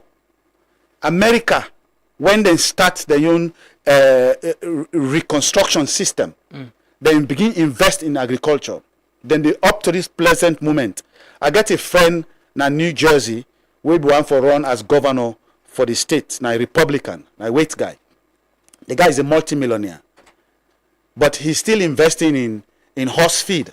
He'll go grow horse feed. I say, but what are you doing? You have your pharmaceutical business in California. You're making so much money. He said, don't you know that this is tax write-off for me? He said, I have to produce stuff. When I produce in the agricultural sector, it's easy tax write-off for me. I said, really? So every summer I can go help them. You know, then can't stop them. So it began dawn on me. I said, what is this incentive that makes everybody wants to produce stuff in the agricultural sector? It's because of the way they structure the economy. Because they know, say, if you want for build factory where they transform wheat into flour, you get for grow the wheat. So now I make agrarian economies invested in it, a transition into industrial economy, because now from there when they transform their agricultural product now they go into production. Now they make machines and create machines, and they create more jobs. Okay. On the contrary, China been poor like a we 60 years ago.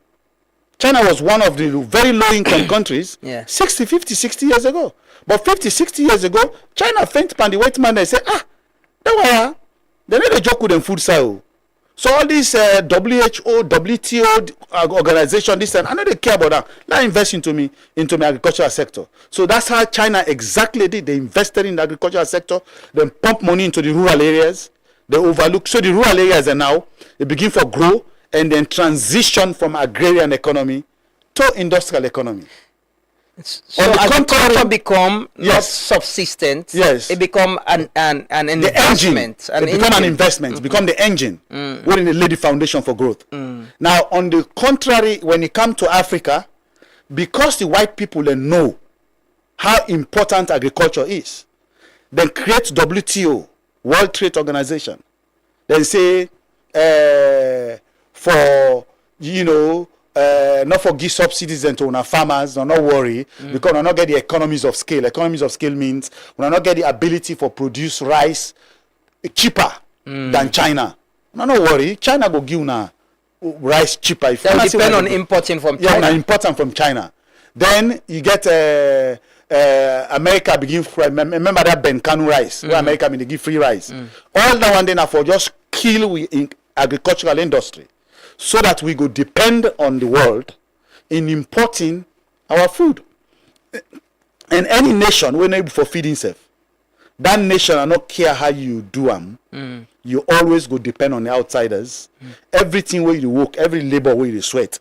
If they say one bag rice now 1 million today, because you belly empty, you go get for spend 1 million. You go to the Chinese where they go the food. So does this policy of the big five changes say feed salon of this government, trying to address the deficiency where they talk about, so trying to feed ourselves, investing in agriculture, provide incentive to farmers, get more people investing in farming, private sector investments as well. Is that addressing the problem? It is an attempt to address the problem.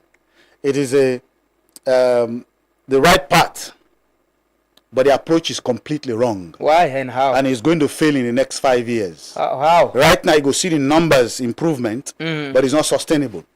And the reason why it's not sustainable, the approach is still traditional, the same old ways on and on they do for the past 50, 60 years. There is a specific way where you go able to invest in the agrarian sector in this country, where government after government, they will not be able to change it. But this current system, when this government go out of power, the next government where they come, they get the discretion to, get rid of the policy, and the entire system will collapse. So what is sustainable way? How do we become an agrarian economy? Not fully dependent solely on mining and minerals. There are two or three major areas where we need for look into for get this right. The right fiscal policies. Fiscal policies now the one the way they determine waiting for tax, for the government go generate revenue. Now, in terms of fiscal policies, you get two main fundamental objectives. The first objective now for raise revenue from the growth where they happen within the economy, so the government will get revenue for running itself. The second one, which is what this government and previous governments ignore, is to influence economic decisions. To influence the behaviors of businesses and investors where they gear towards generating economic growth. This government and all previous governments, they ignore the second element of fiscal policies. I go touch on that one. The second one is monetary policies. The monetary policies now they determine how the volume of money they go circulate within the economy. And then they determine certain aspects the way they relate to interest rate and stuff like that. Now it go influence how the money they direct into the investment sectors of the economy as opposed to the consumption section of the economy. When I just consume what they consume, food, tin them, we know they produce. Now, that the major structural weakness there with respect to the way how they run the economy. So if you want to invest in agriculture, let go be sustainable. You need pump money into the private sector. But because of the weaknesses in our credit market, in the sense that if you say, I want to encourage investment into the economy, you got to deal with two major factors. You reduce the interest rate. When you reduce the interest rate, it incentivizes people for begin take credit from the bank and invest in the economy. But government is providing, direct fund, certain amounts within at the Bank of Salon, and, with a lower interest rate where people who want to invest in agriculture sector can access. Well, that's exactly what I'm driving at. You understand? So, in a situation like that, because of the weaknesses in the credit market, if you structure your policies where they focus on just adjustment in the interest rate without looking at the demographics of the economy, now the one the way they import, now then they benefit from that interest rate. Because man way they go establish factory, if you go take loan, when at 15, 20, like me they deal with one right now, when at 28 to 30% we are going for pay in terms of interest rate. It will take you like 1 or 2 or 3 years before you begin to get return on investment in this particular factory with the bill. Whereas man way they import tomatoes and yabas, it can take the money, it go turn and within 3 months, they don't pay the loan back. You can easily bring back the money. Which you effect for grown, Exactly. So as a result, you want for invest in agriculture, will get the incentive for take the loan. So part of the policy changes, now you don't mention so, where I feel to say they not do enough job at them. Otherwise, now one way, the one non-conventional approach we go recommend. We go determine a certain volume of money for specific sectors of the economy. Say if anybody want to invest in these sectors, this loan is available at this underwritten interest rate, in the sense that it help for waive the inflationary element of the interest rate, because every interest rate it get an aspect of and we involve the inflation, we involve the markup where the bank get for make, we also involve the default ratio in case somebody default. All I need they add up to the 25-28% of the interest rate. So if that element of the inflation, government says this particular volume of money, if the inflation is 15%, with the wipe off that 15%, your interest rate will be less than whatever. So you go encourage, incentivize people them. We'll go able for can take that loan day for go invest in long-term investment. But that's not all. As we speak, we are spending over $200 and $250 million a year on importation of food, particularly rice. Now, if rice now is staple food, and then we spend so much money on importation of rice, my approach will be as follows. Year 1 year in advance, you identify the most fertile areas for grow rice. You get landowners them, including private investors, you give them contract 1 year in advance. If Pasori na say na Bombali or Pavandi na Bont or Pasuma na Cambia district, then don't give each one of them 10 million or 20 million dollars contract for grow rice at the current rate. Say the bag of rice now say 800,000 leones per bag, good quality, because we know organic rice. You multiply by the number of thousands of bags that party go able for produce. You get another contract today. You incentivize her in 3 ways. You get a management team, because the panel know about business. You get a management team within the Ministry of Development or Ministry of Finance, where they allocate them, each individual they assign them to specific district. Where they say, are you responsible for manage all these contracts we don't get to them part there? Then you get a technical support from foreign, like say Chinese, where they want to give rice, not give me rice. Send you technical team, I get people who don't give contract to. Let them help them pay and grow their way name. Then you provide 25% of the contract. Let's say if now $4 million, you get $1 million, you see you get for, pay workman and then kind of stuff then they are available for you, get a bank, but before you sign them, we get somebody in a ministry who get for approve. Then the third one, you buy equipment them from your contract to machine, that demand contract to you don't get a $4 million contract 1 year in advance. So that particular $1 million the contract they call technical support, capacity building equipment and management stuff. Then you buy the equipment them for support in farming. A $4 million contract you don't get that party so. They get students them from Injala we don't graduate. You give them field technical assistant with them. Then the person at the ministry tell and say in in sustenance in job, it depends on that person they delivering on that particular result. Because the same man can undermine the people there. Where you don't get the authority, say you get for help for sign, and they say, okay, before you sign 200,000, let me say get 50,000 first. You know what I mean? So then parents say will be comply because I'm government to the work for. Yeah. But if you tell that man in a ministry, say if that man did not deliver, your job is finished. Yeah. And we'll go for investigate you, we'll go audit you. So you go audit them because the man not deliver, and two, you go lost in job. So and go make everything possible for them people who don't assign the way they don't get a contract. Now imagine you do under year 1, year 2, by year 3, that part don't need government technical support again. All the equipment that we buy within contract, and that equipment they continue for the use. That $1 million we be not spend for buy equipment, you know, go there again because the equipment is still then there. still there. You understand? Eh? Yeah. So that party now go get like another $2 million every year, when a young profit.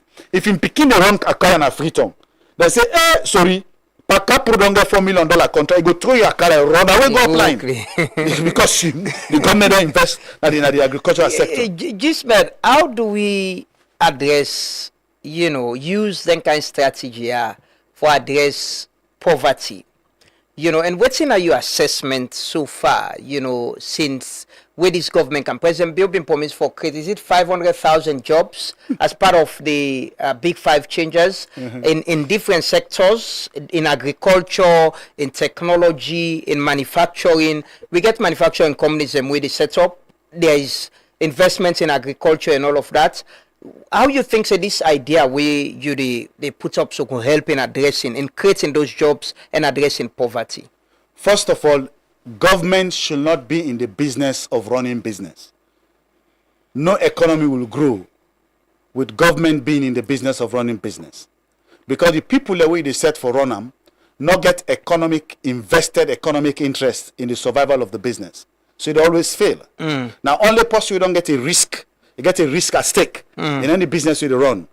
Now you go able for we see a system where some minister they get a plantation. You understand? The president says I get plantation. Wallahi, if you check that money, they will don't put on that plantation. They not your own personal money, they all the government resources now they put inside it. So that vested interest for that the things be survive and sustain not there. You understand? Eh? So the only way we're going to introduce a sustainable approach. You understand? First of all, we need to protect the industries them. Look, now they produce sardine now. Yeah, you understand? Eh? Yeah. Sapco. It's so commendable. If million of power, and they double the custom duties on every imported sardine until Sapco reach a threshold where it go, you don't need for worry again for compete. We don't want it. Because the one the way they commodate sardine, the way they come out from Morocco, they've been on it for over 30, 40, 50 years. They don't perfect the economies of scale. You understand? Eh? So you bring them come in for can begin compete. We only do struggling when him then. Me self as president go make sure say na Sabco sardine then I go to go buy in a shop. Let all man see. You understand? Eh? The same applies to oil. There is no need for now we import oil. Yeah, we get this industry now. We're producing oil. We produce oil. Yeah, we get. But we even export somehow, which is good. To Senegal and other places. Wonderful. Yeah. But they're still competing with imported oil. Forget about WTO. WTO is an instrument created to suppress we make we fool like I say we're not supposed to protect we own industries. Those direct strategic approaches need to be made. The other stuff that needs to be done is the need for create the Minister of Development should be transformed into the Minister of Industrial Development. So we get a specific bias focus on industrialization aspect of the economy. But we need electricity for able to industrialize. Because even the manufacturing companies are struggling with electricity. That's part of the major problem. Yeah. You see, so for letting you able to solve the issue of poverty in this country, you need for first of all understand the demographics of poverty. You understand who side the poverty choke points and day. If you don't understand that, you will not be able to solve poverty. Poverty in the Sierra Leonean context, before we even talk about how poverty is measured by World Bank and IMF, there are 2 different dimensions within the use. Then get the monetary poverty line within the use. Then you get the multi-dimensional poverty index within the use. Now each one gets its own specific purpose. Now with respect to the monetary aspect of them, they say any economy where the individual not able to make a minimum of $3 to $3.20 a day, that person they under extreme poverty. As I speak, 55% of Sierra Leoneans cannot make 70, 80,000 leones a day. You shall get that data there. World Bank. World Bank statistics. 55% 55% of Sierra Leoneans. Now, you see, every year World Bank they reevaluate the poverty line. 2017 it was $1.90. 2022 it was $2.15. 2025 June, and then reevaluates the world economy.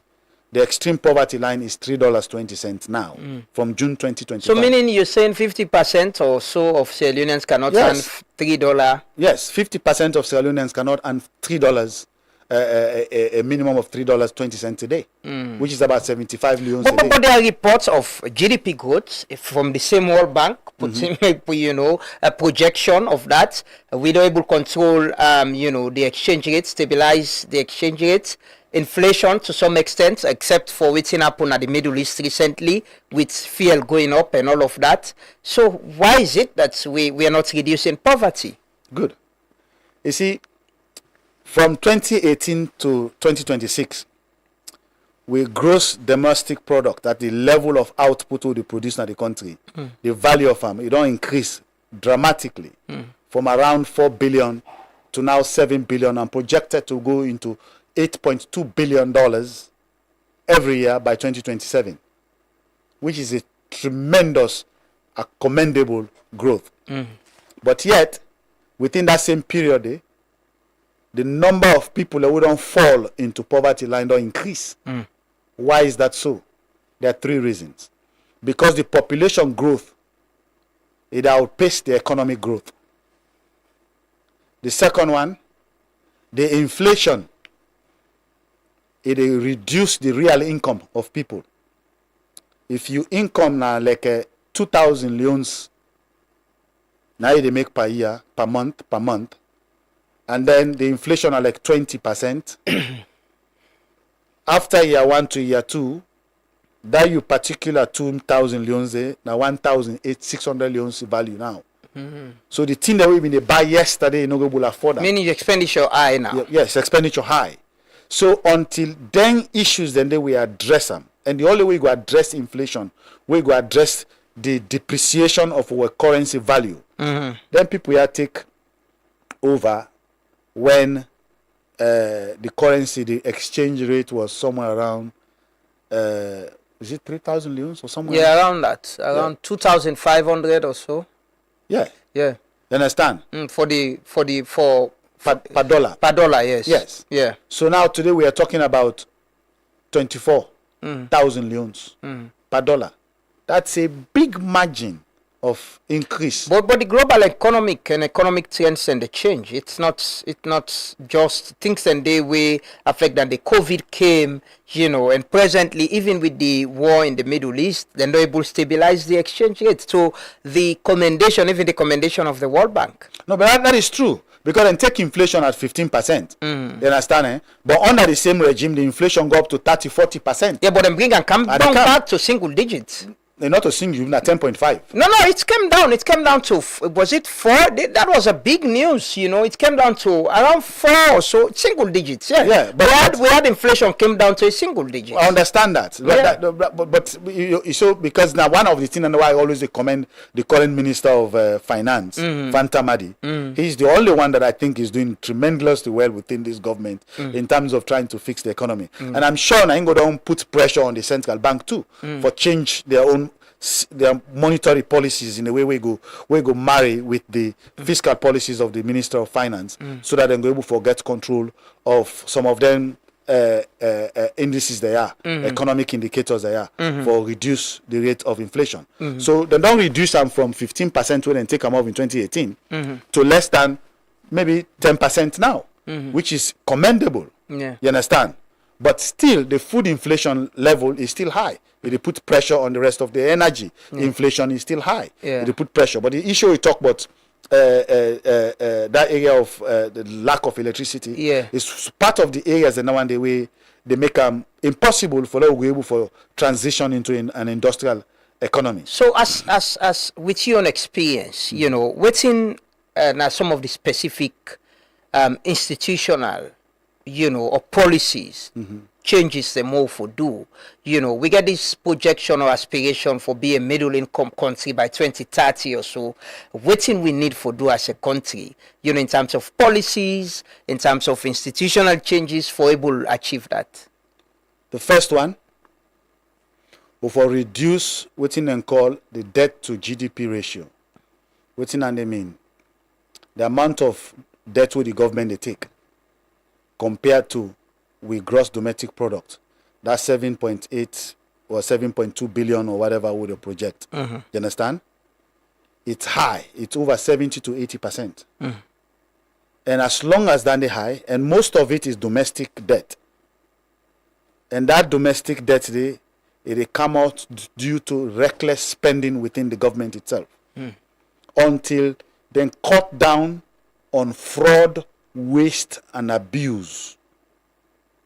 It will be difficult for get revenue for invest in the social sectors of the economy. Now, in terms of fraud, waste, and abuse, there's so many areas.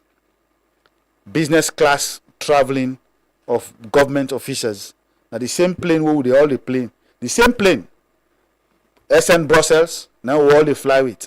But what would they pay them 2,000? Then they pay 5,000. Inside the same plane. We left the same time, we reached the same time. But because now government money, taxpayer, that mean where they pay GST na marketing money, they don't care. Then they go spend $5,000, go get a special seat. That shit needs to be cut down. We're all broke.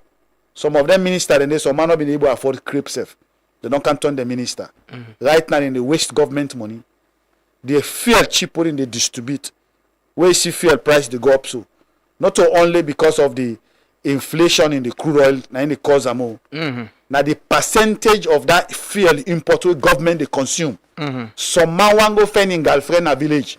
Now government motorcar they use. Whether they pay that fuel, they mean you. That one day. Now then waste abuse that one day. With foreign embassies them around the world. Each ambassador in average revenue in pay now between $6,000 to $7,000 a month. The drivers, the way they drive for the ambassadors, a minimum of $4,000 a month. So the staff then at the embassies, then they get an average of $4,000 to $5,000 a month. Now imagine you get 10, 20 people in one embassy. Multiply that by 20 embassy every month. This country had a snuff of them. You get military attaché, you get press attaché, you get this attaché, education attaché. Then you use the embassies them as an employment agency for party officers. Not only this government that they do them, all previous government they do them. Now they fraud, waste, and abuse they come out. People and they born to able to afford a bag of rice. But you get people away they go occupy with embassies, they will do clean, not get nothing for doing, just sit down on a bench. But 1 month to government pay them. That needs to be cut down. There are so many areas where if you focus on one day, you go say between 10 to 15% every year on our budget, we go able to invest in the social sectors of the economy. Okay. So when you talk about measurement of poverty, the next phase is multi-dimensional poverty. You can get the money right now, like what they are so. I go able to afford maybe $500, $1,000. You understand? Eh? But if emergency happen and for don't collapse, there is no ambulance for come pick me up. So accessibility, now one aspect within the use for measure poverty, not only the monetary type. You can get the money, but you don't get access to the healthcare. Yeah. So you're still poor. You understand? Eh? You can get the money, you don't get access to water supply. You're still poor. But you dig your own bowl. Or you fix your own solar. Exactly. Yeah. So the multi-dimensional poverty come inside it. Okay. The lack of access to the basic amenities of life. Yeah. Irrespective whether you get money or not. It is defined from that 68% of Sierra Leoneans are multi-dimensional, 68.5% of Sierra Leoneans are multi-dimensionally poor. That is over 4.5 million people in this country. Out of the 8 Multidimensional. million people. Yes. You campaign for this government. Yes. In 2023, right? Yes. The election, and you were with NGC then. I'm still with NGC. You're still with NGC. Yes. Okay, NGC been merged with the SLPP. Yes. You campaign for President Bill. Yes. In your own estimation, since 2023 to now, you think he has done well for address some of these policies or issues them way for help for fix the economy where you don't talk about? Nope. Why? You can see the rate of poverty, how people in the southern of the country. That's a typical example. You can see the terrible image we country get around the world. But there are no effort for address the poverty level where they talk. We don't talk about agriculture, and there is the feed salon project, where they go on, and talking about youth employment. You get manufacturing companies already come up. You mentioned SAPCO as well, the sardine company. There are not much effort for address the institutional challenges there. Yeah, but the efforts are there because you get a very good minister of finance where they do a tremendous job. Now you don't get a central bank governor where himself they do him best. You understand? Compared to the previous governors them. So then contribution and they from the monetary and fiscal policies are creating an impact. But over and above that, all the other indices that were not mentioned, they undermine their effort. They undermine until government reduce how much money then they take from the economy. For instance, where government they say are they sell treasury bills. You know what I need to do? If I get money in a bank, I get sent 100 million in a bank. Yeah. The bank they give me maybe 5% interest on my money. Then government don't say, when I can't buy me treasury bond, they give 20%. Which if it's a good one, I will take money in a bank. I clear and go give government. Because you get more interest. Right? So it's not they starve the banks of funds. So the banks now not get money now for give people as loan. So then they affect the economy. So until governments stop for borrow, because government send treasury bill now dirty they take from the public, so they take loan from the public. You understand? For paying contractors them. So all them fake contracts and you need to cut them down.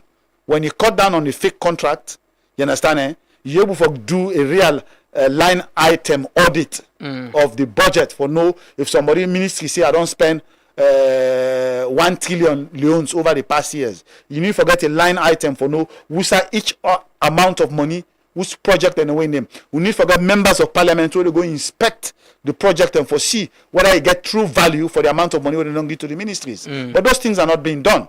So now then through that way then the money they siphon until then cut down on their wasteful expenditure. Government not go get enough money for invest in transportation, for invest in provision of energy supply, healthcare, and so on and so forth, for address the multi-dimensional deficiencies them within the economy. What in you think say could have been done differently? You got any regrets in campaigning for this government, campaigning for President Bio, and he win? He gets re-elected and win. What you been expect him for don't do differently? I've been expect say him for use this particular term as an opportunity for create a lasting, admirable legacy by forming a transition government where they involve not only party pundits them, where they put square pegs in round holes. Are you saying that is what he did? That's what he's done in most areas, in most appointments. No, you just commend the Minister of Finance. I said most. I didn't say all. Okay. I don't mean all. I said most. You understand? I mean, they expect say it go focus on the needs of the people as the fundamental drive of a last term of leadership, so that by the time we go done, we will begin compare in leadership with the days of Samuel Magai and John Carifa Smart. So I was hoping and praying to be part of that process. We will help transform this economy. We will see somebody they die in a street with kush. It make we not sleep in a net. It haunt we overnight. Say that kid does not need to be struggling and down the street. Is it that you're not happy because you're not appointed, you're not in governance? No. That is not it. You see, when you have an agreement with anybody like me, you get an agreement, like me even get appointment na yaso. I mean, they far. But I remember about my integrity, the impact it will create on you if I not show up or I call it last minute as people are used to they do. Naya, we give them when I don't get an agreement last minute. We expect them for don't deal. I tell them go call you and tell you problem. I'm not used to that. We don't used to that kind of environment. So your integrity is on the line in every agreement you make, every term of understanding you get with another person. So those are the things that defines my thought process. If I'm going to do something, I will say yes, I'll do but it. that agreement is not just about you as an individual. There are people who been signed the agreements. Like Kande Yumkela is part of government. There are other people where they work with governments, where now NGC people who've been appointed. Is it because you as an individual who have been champion this campaign, who was part of this, has not been appointed? Is that the grievance? No, that's not the grievance. As I said, the fundamental focus is the creation of the right team. We go transform the economy. You understand? With or without me being part of it at all. You understand? If that was achieved, I would have been okay with me. You understand? But the issue has to do. Can you Mkela in Goana? This government is not representing the NGC party. He's all resigned from the NGC party. He's now part of the SLP. But it was after his appointment. Insesa go tell you say it is wrong to associate him. But it was after his appointment, right? He was appointed before he resigned. No, he resigned before he was appointed. Okay. He resigned. He had resigned before he was appointed. So you get regrets of that agreement they want to sign? You get regrets of supporting President Biya and campaigning for him? Well, if you look at the pros and cons of everything, when you look at the threat we've been face the nation, the threat of violence we've been face the nation, if you look at from that point of view, I go say I not regret them. But if you look at the point of view of the failures of leadership, the entire economy, and the way the Saloni image is damaged around the world on account of this drug trafficking, we associated with the nation, I regret him to the bone of my marrows for campaigning for him. You regret? Bad one. Regret is an understatement. Finally, Gismed, you're still in politics. Yes, you're still absolutely. part of NGC. Absolutely. If you have an opportunity, what do you go do differently? For address the social issues, the economic issues, address poverty, create jobs. What do you go do differently? Okay. First, you get to understand how poverty is structured in the Sierra Leonean context.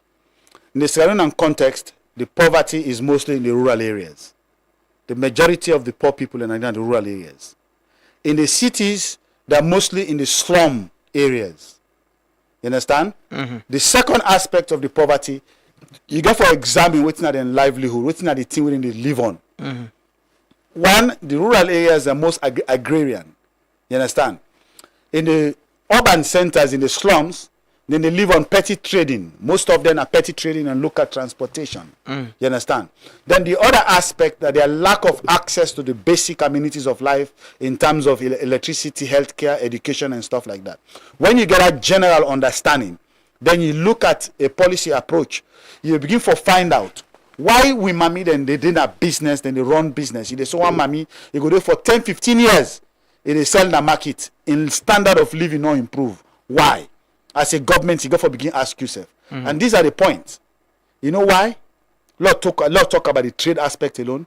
It's because our economy is choked and suffocated Sierra Leoneans out and dominated by foreigners. From the banking sectors to the trade sectors to every aspect of the economy.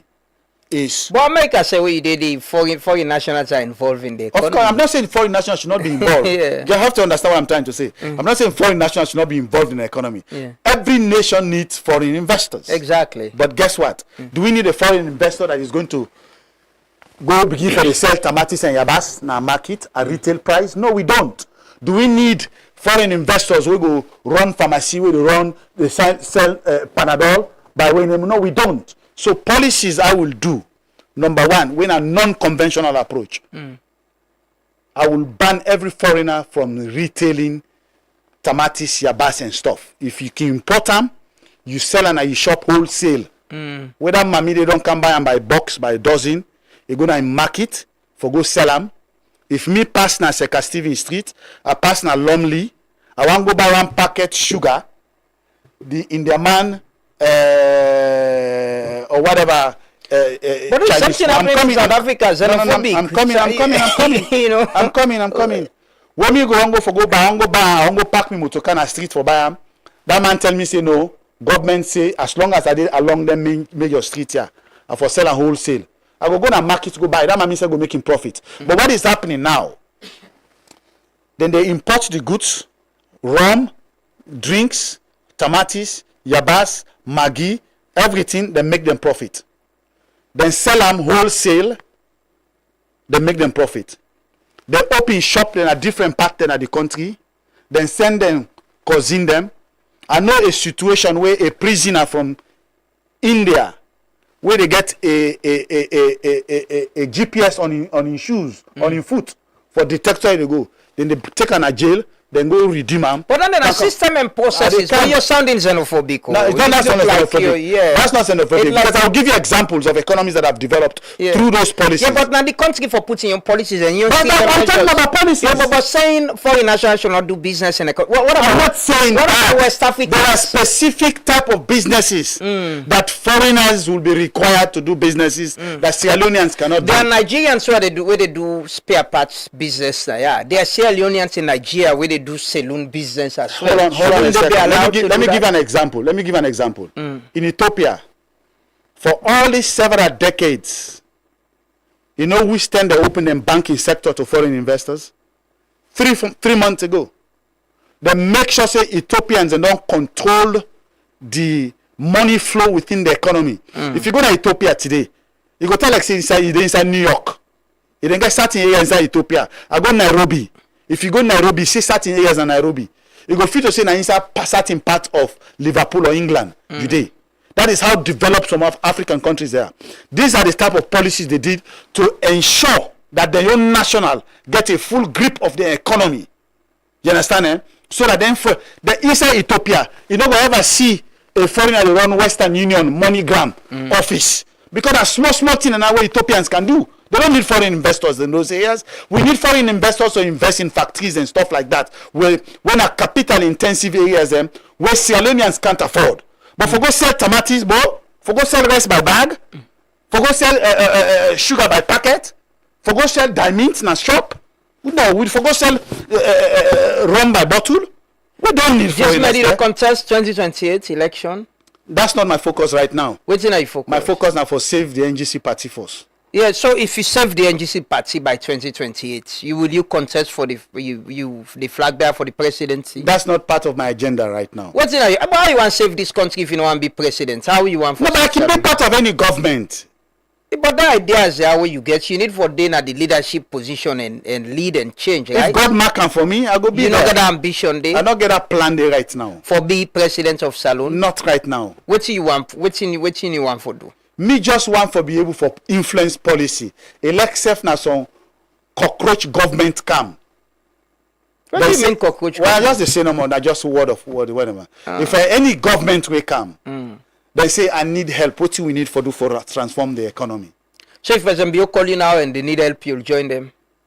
How many years on left for life in but you can you not to Salon you want help. You care about how long it will take. Not to Salon if you want. You see, policies the way they make certain policy changes. Sometimes it takes 6 months to 1 year before you begin get an effect of them policy changes. So if for example you call you now for joining government and serve and help with your policy ideas and programs. It depends. It depends on on several factors. Like waiting so. It depends on the type of leverage I will have to influence policies in the directions. Minister, deputy minister, director, advisor.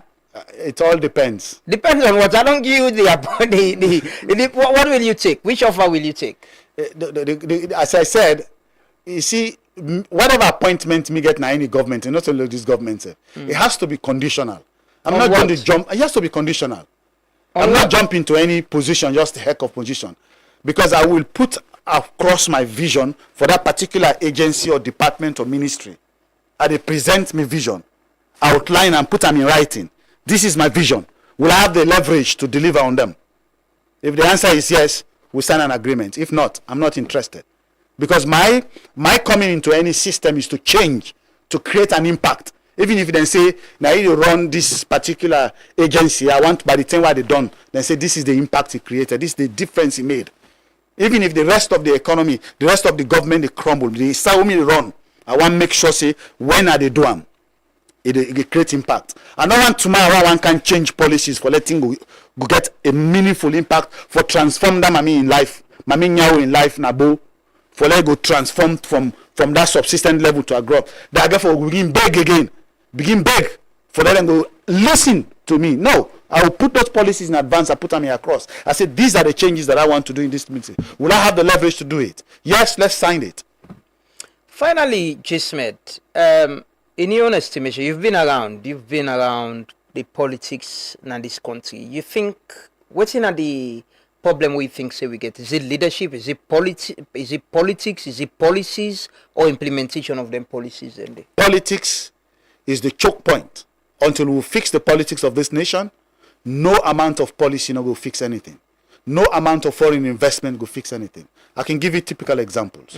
Because of the way politics is structured, the economic life of our people is influenced by the politics of the day. The professional life of our people is influenced by the politics of the day. The cultural life of our people is influenced by the politics of the day. Why do you think there is rush to control the bar situation, to influence the way lawyers behave? Why do you think there is rush to control the judiciary? Because they want for influence within how the outcome of court. Why do you think they control the legislatures? Because they want for influence how policies they happen. Until we get a system where they create an even playing field for any Sierra Leoneans with the right talent, for able to rise up and present himself as an option to the voters, this economy will never be fixed. You get open because year after year, because of the machination of the system, look what they face now NGC right now. Because of the threat they are experiencing, that there is going to be a threat by a third force coming in the midst of APC and SLPP. They are both conniving to see that third force is suppressed. So as a result, the alternative where the people then forget, when it comes to an election, where they say we'll get bad option, we'll get terrible option, there is a middle option we could consider. That option, that's what they kill. So as a result, year after year, a bad leadership will get. You get hope in Salon finally? If I get it in? You get hope in this country? Oh, that's why I'm still in it. If I had lost hope, like many people that I know in the diaspora that have lost hope, they keep telling you, Gismed, what are you doing? Are you out of your mind? That country is never going to recover in our lifetime. I say, well, if it doesn't recover in our lifetime, let me contribute to lay the foundation so that I will recover in my picking own lifetime.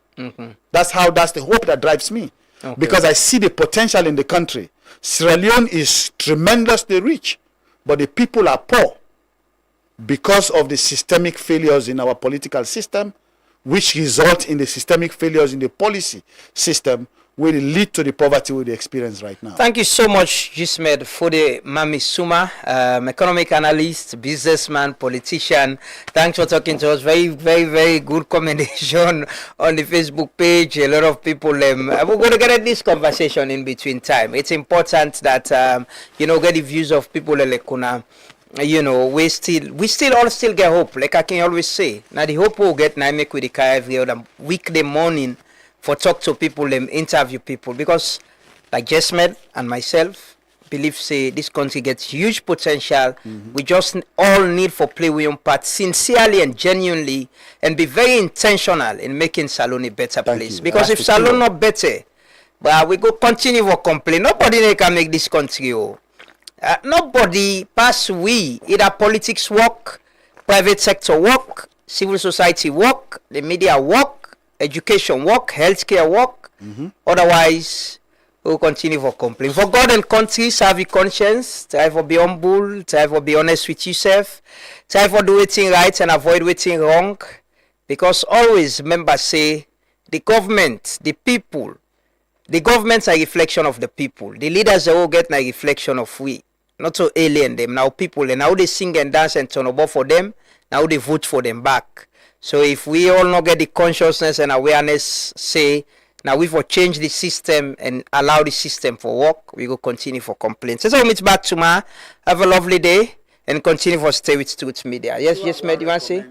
The two I will recommend, because this interview will get it generalized. Yeah. I want the next, whatever next interview we get, we'll focus on one specific sector. Yeah. If it's healthcare, yeah. How do you address? Because then are the multidimensional failures and on and day. Or energy. Yeah. Let's talk about, because energy and all man they get problem with. Yeah. Then we focus on now and they get like 30 minutes to 1 hour. We'll go discussion, drill them. We'll go do it. Then we'll see how and best. you there around. Are they around? You there around for Are they us. around for us? Continue for stay. Thank you for staying with Truth Media. How they take now then the program. Now thanks to my colleagues, them, the technical and production team, and we guest them. And now we viewers and listeners. So we'll meet back tomorrow. Have a lovely day and stay peaceful. Respect to all massive and crew. It's been a long time, you've been away from home. That's why me come back, the way me sing things, I me bring you this conscious reggae vibes. Jah be my guide, Rastafari. Papa, you been tell we say, make we trust the process. But man, it is called the progress of the process. We are in suit and tie, and dirty character. Thief man, they all a thief now, this is them batter. I, Rasta man, me know Eric Cock and Bull, me represent blue, white and blue. That's what me have to do. You meet the water dirty, you know it make it settle. And then you jump beside, you don't dirty and more. Thief man, they all a thief now, this is them batter. Salon they go behind, who that now we go believe. Oh, this na wrong side life, now we dey live so. If they all a thief, who that now we go believe. This na wrong side life, now we dey live so. Sorry, say na sana, self say na sorry. Oh, this na wrong side life, now we dey live so. Who say a rata, who that get his character? The cap side life, now we dey live so. Salon de poil, then just dey pan sorry. Things are go bad, who not depend story. Fake promises and philosophy, yeah. So we don't tire with these Baku stories. Bring us the rice, cause the people.